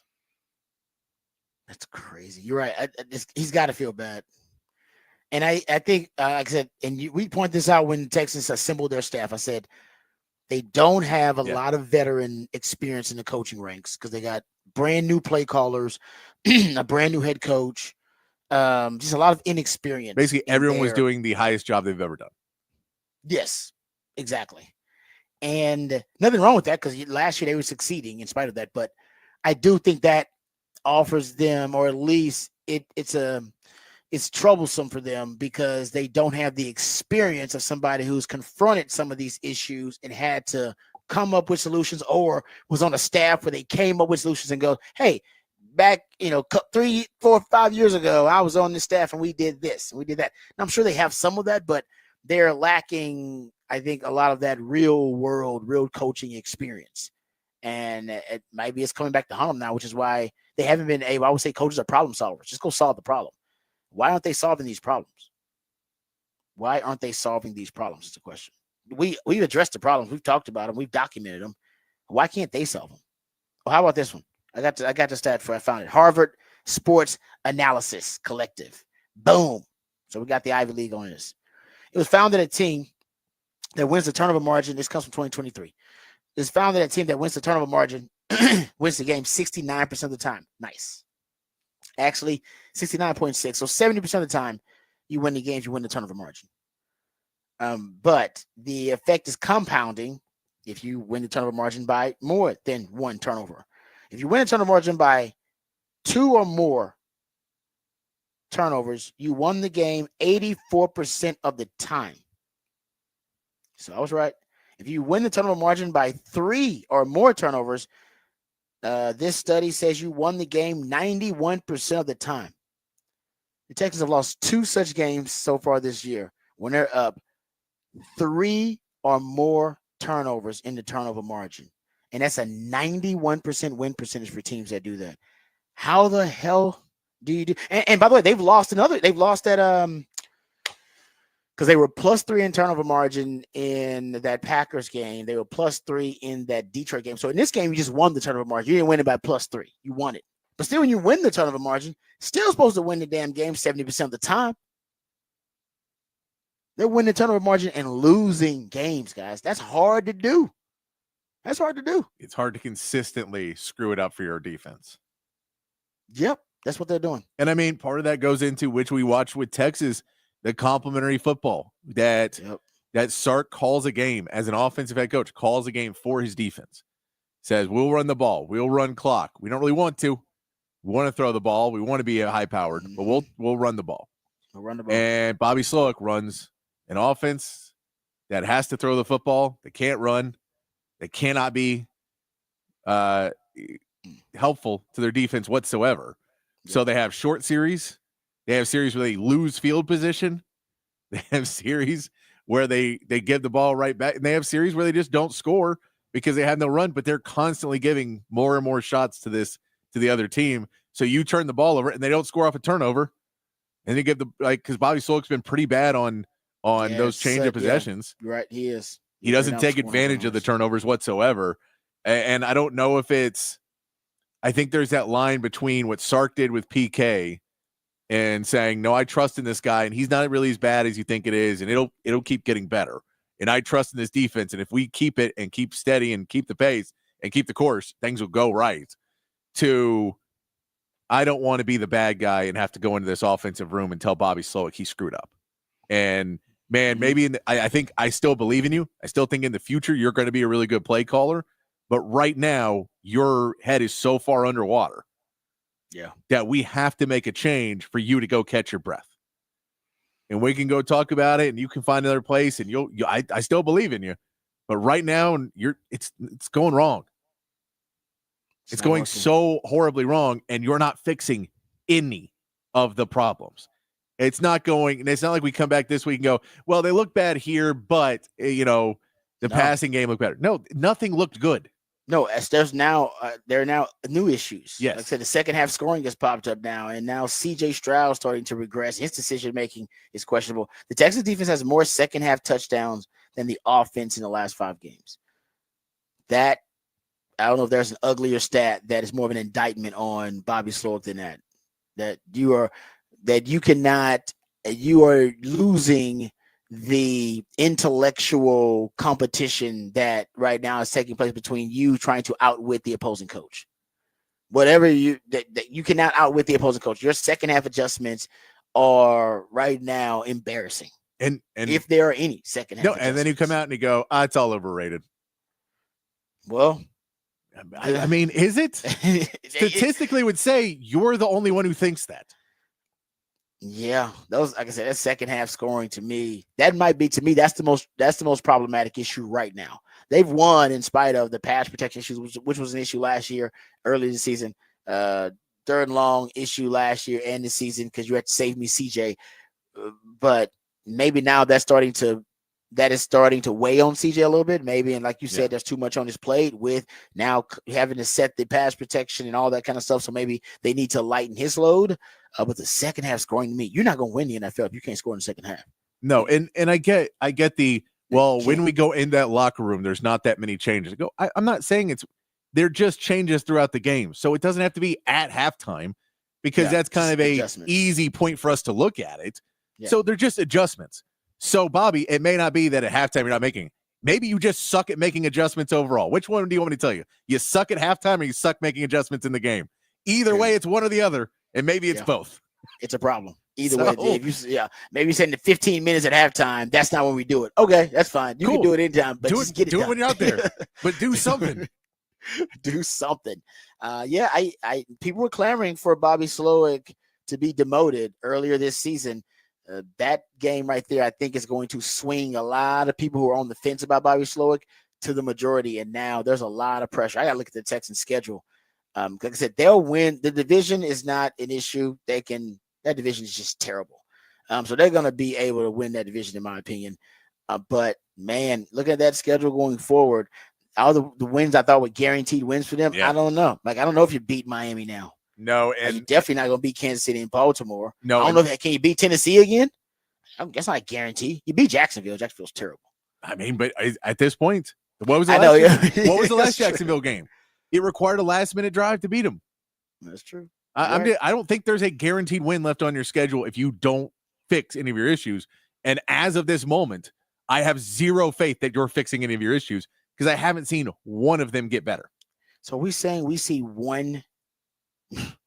maybe one guaranteed win left on this schedule? I'm telling you, I see zero guaranteed wins. I think they'll get wins, but I'm not guaranteeing you a single win left on the schedule because the way they're playing. I'm gonna say they get 2, but still, that'd be a very disappointing season considering the expectation were this is gonna be a 12-win. Well, and it's not just that it's a disappointing season; it's a complete rebuild of the offense where you have talent, but you have zero O-line going into next season, so you have to completely try and figure out what you're going to do at O-line, and you have to figure out your entire coaching staff because as of right now, you can't retain half of those guys are not doing their job coaching wise. You're gonna have to make a tough case to keep Bobby Slowick as the play caller. I think you can make him a co-OC. I'd make him if you want to keep him, I'd make him a co. Like you're a co-OC. I'm bringing in somebody else. I mean, at this point, if you keep him for the rest of the season and you don't demote him and you just left him in there, you have to fire him because someone has to take the hit for how bad this end is going to be.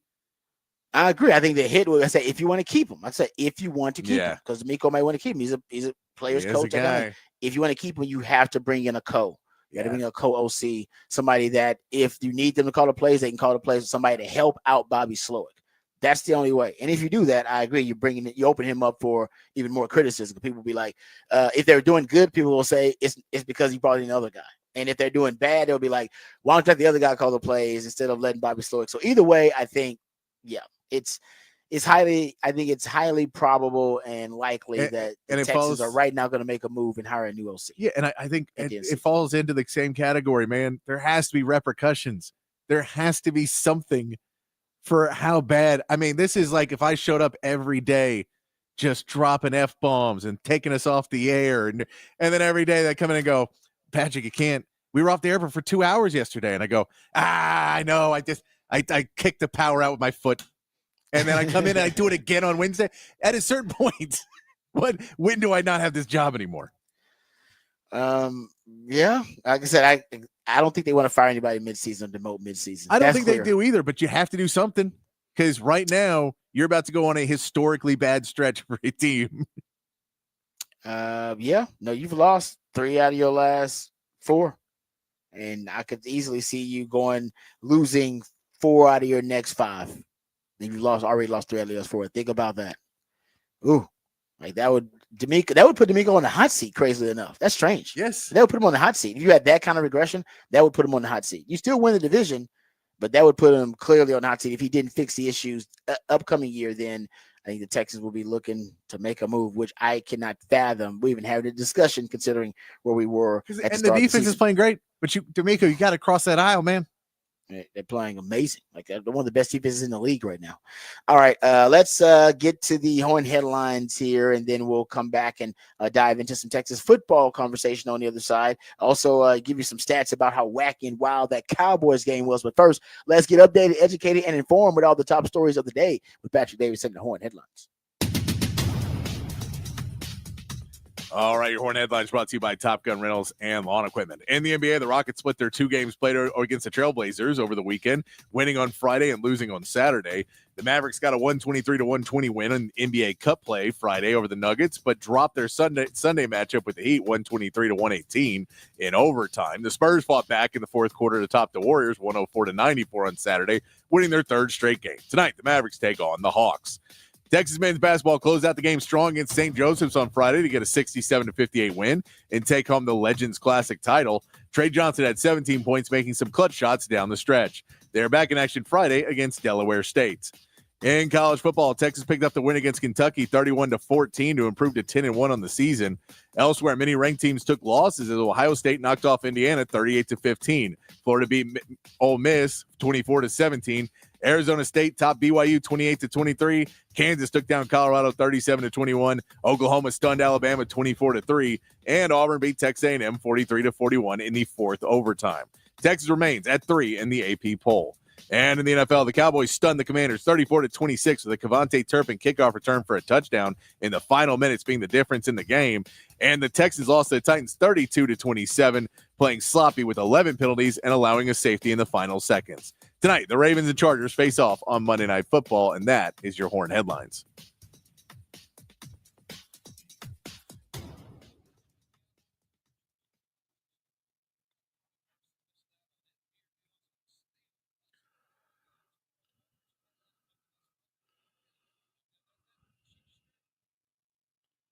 How crazy was that Cowboys game? First game in NFL history, actually.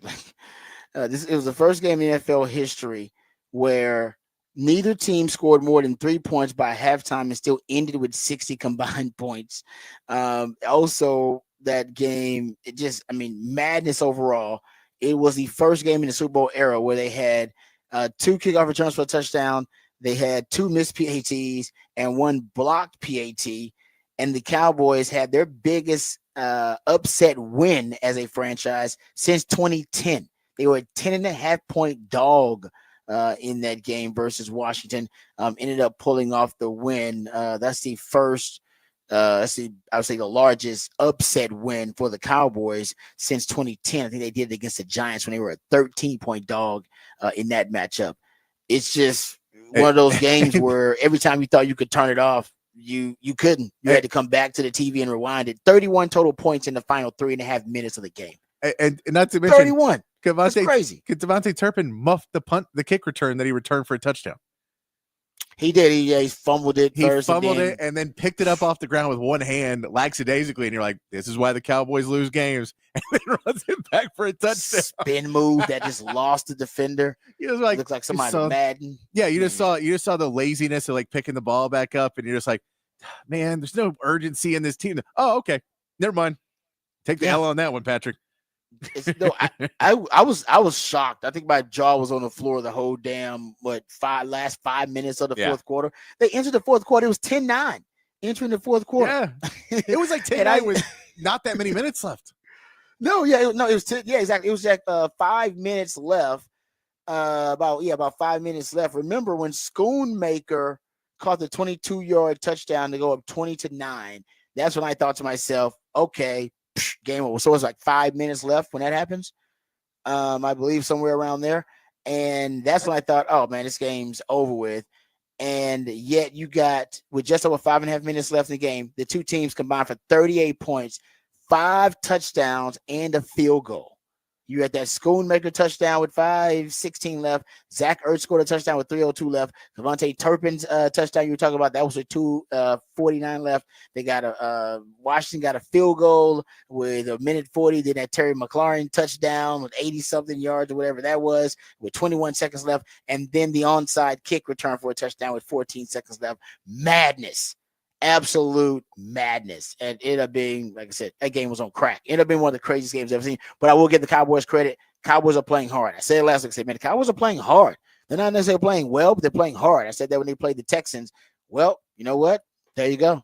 That's exactly what they did. They just played hard and good things happened.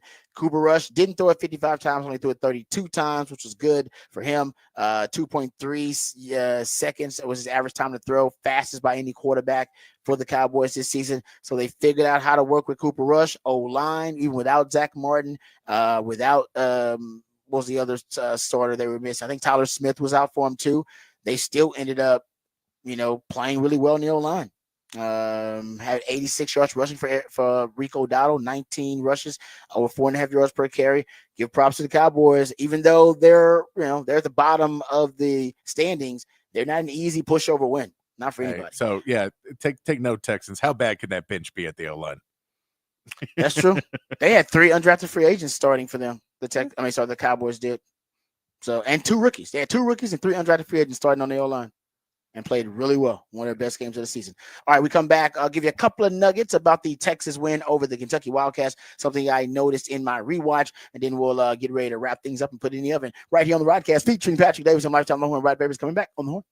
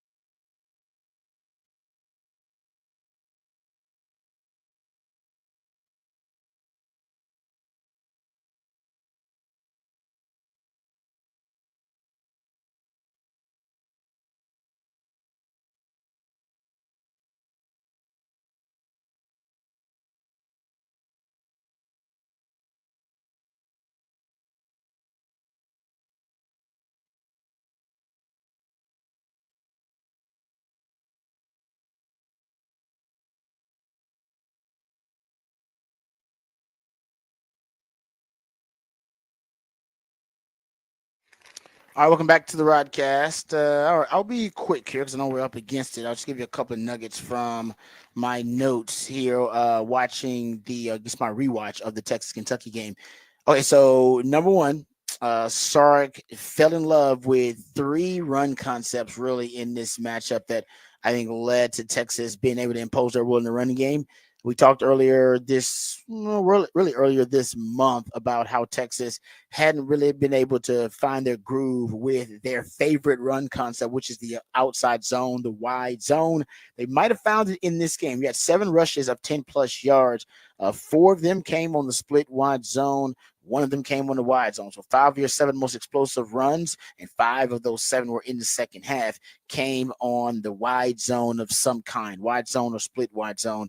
The other 2 came on that GY counter. So maybe Texas starting to find things that they really like, start being stubborn about the running game, and definitely about those concepts versus Kentucky. We'll see if that's matchup specific, but if they're finding their groove with the outside zone, the wide zone, a lot of their run concepts are stacked off of that concept, and it opens up a lot of the other really a lot of the other elements in the run game for Texas. So that's one thing. Also, speaking of the run game, I don't know why Sark is falling in love with the pony package. Maybe he's been listening to me for the last 2-3 years, screaming and yelling about how effective it is in terms of being the most efficient, effective, and explosive personnel grouping. But more pony package reps in that game than in any game for Sark in the last 3 years. I didn't check my 2021 notes. I will, but I don't think you've had a game where Sark played more pony package or deployed more pony package than he did versus Kentucky. Maybe it was matchup specific. Maybe it was him just trying to add more variety and juice to the overall game plan. But like I said, 10 of them were in the first half, 10 of the 14, which means they were in the game plan, in his opening script, I should say. It's a 40-play script. So I think he really, and when he's trying to really game plan and coming up with the best ways to exploit the defense, not the adjustments he's making based on talking about the week study and the preparation, the pony is a big part of it. So I gotta go look and see how many plays they ran in the first half, but they have 10 pony package plays out of those first half plays. Says the Sark is now starting to gain some trust, which doesn't make sense because you should have less trust in your running backs because they are fumbling the football, and ball security is an issue with 2 of the 3. And you don't have a lot of depth at running back because of the injuries you sustained at running back. So you should be trending away from the pony package. Yet he's trending more toward the pony package. Says something's up there, and it's good. I like what I'm seeing. I'm just saying it doesn't necessarily make a lot of sense. So maybe somebody will talk about it today. Also, defensively, we talked about this. I don't know, defensively, if Texas just was distracted. I know eye discipline was a big issue. The quarterback creating outside the pocket, extending plays was an issue. But Texas still ended up getting 6 sacks in that game. So really tough to really criticize the defense. You end up getting 6 sacks in the game. So you got after the quarterback a lot, but they also gave up some explosive plays in the passing game. Actually, more explosive plays in the passing game than I've seen all season long. They've only allowed 21 explosive pass plays of 20 plus yards or more. 5 of those came in the game versus Kentucky for different reasons, but that is something that Texas definitely has to get remedied and rectified before they play the Aggies, because the Aggies have a quarterback that can move around, and they'll be trying to take advantage of some of those scramble drill plays that Kentucky got down the field. And also defensively, highest blitz rate. You matched your highest blitz rate against an opposing quarterback, 36%. That was, I think, the Oklahoma game was the other 36% blitz rate you had. So when you got a young quarterback, they put in their backup who was young and experienced. You want to speed up their process, put it out on their plate. I think that's what Johnny Nansen and PK were doing. All right, there you go. That's some notes on the Texas win over the Kentucky Wildcats. We come back, we'll let you know who said that. That's when Patrick plays pieces of audio from the sports world, sometimes beyond the sports world, and based on the context clues or familiarity of the voice, you have to identify and recall who said that. We'll play that when we come back right here on the Rodcast featuring Patrick Davis, some lifetime Longhorn Rod Babers coming back on the horn.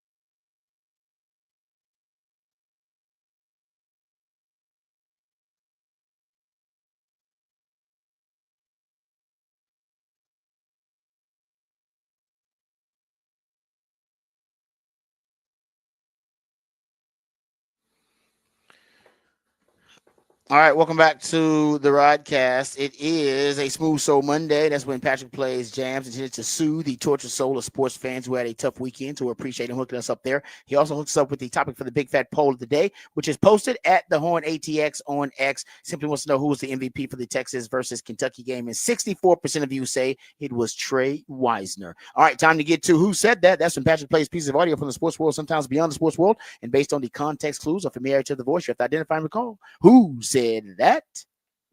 So whatever happens, like our offense gave us enough points to win the game. So that starts with the defense. We didn't do enough to stop them. We didn't stop the run, and we didn't run the ball well. And we gave up way too many points on defense. So our offense did plenty. They gave us enough points. And defense, we had to be able to stop them. Wow. That's D'Amico Ryan saying the offense did plenty.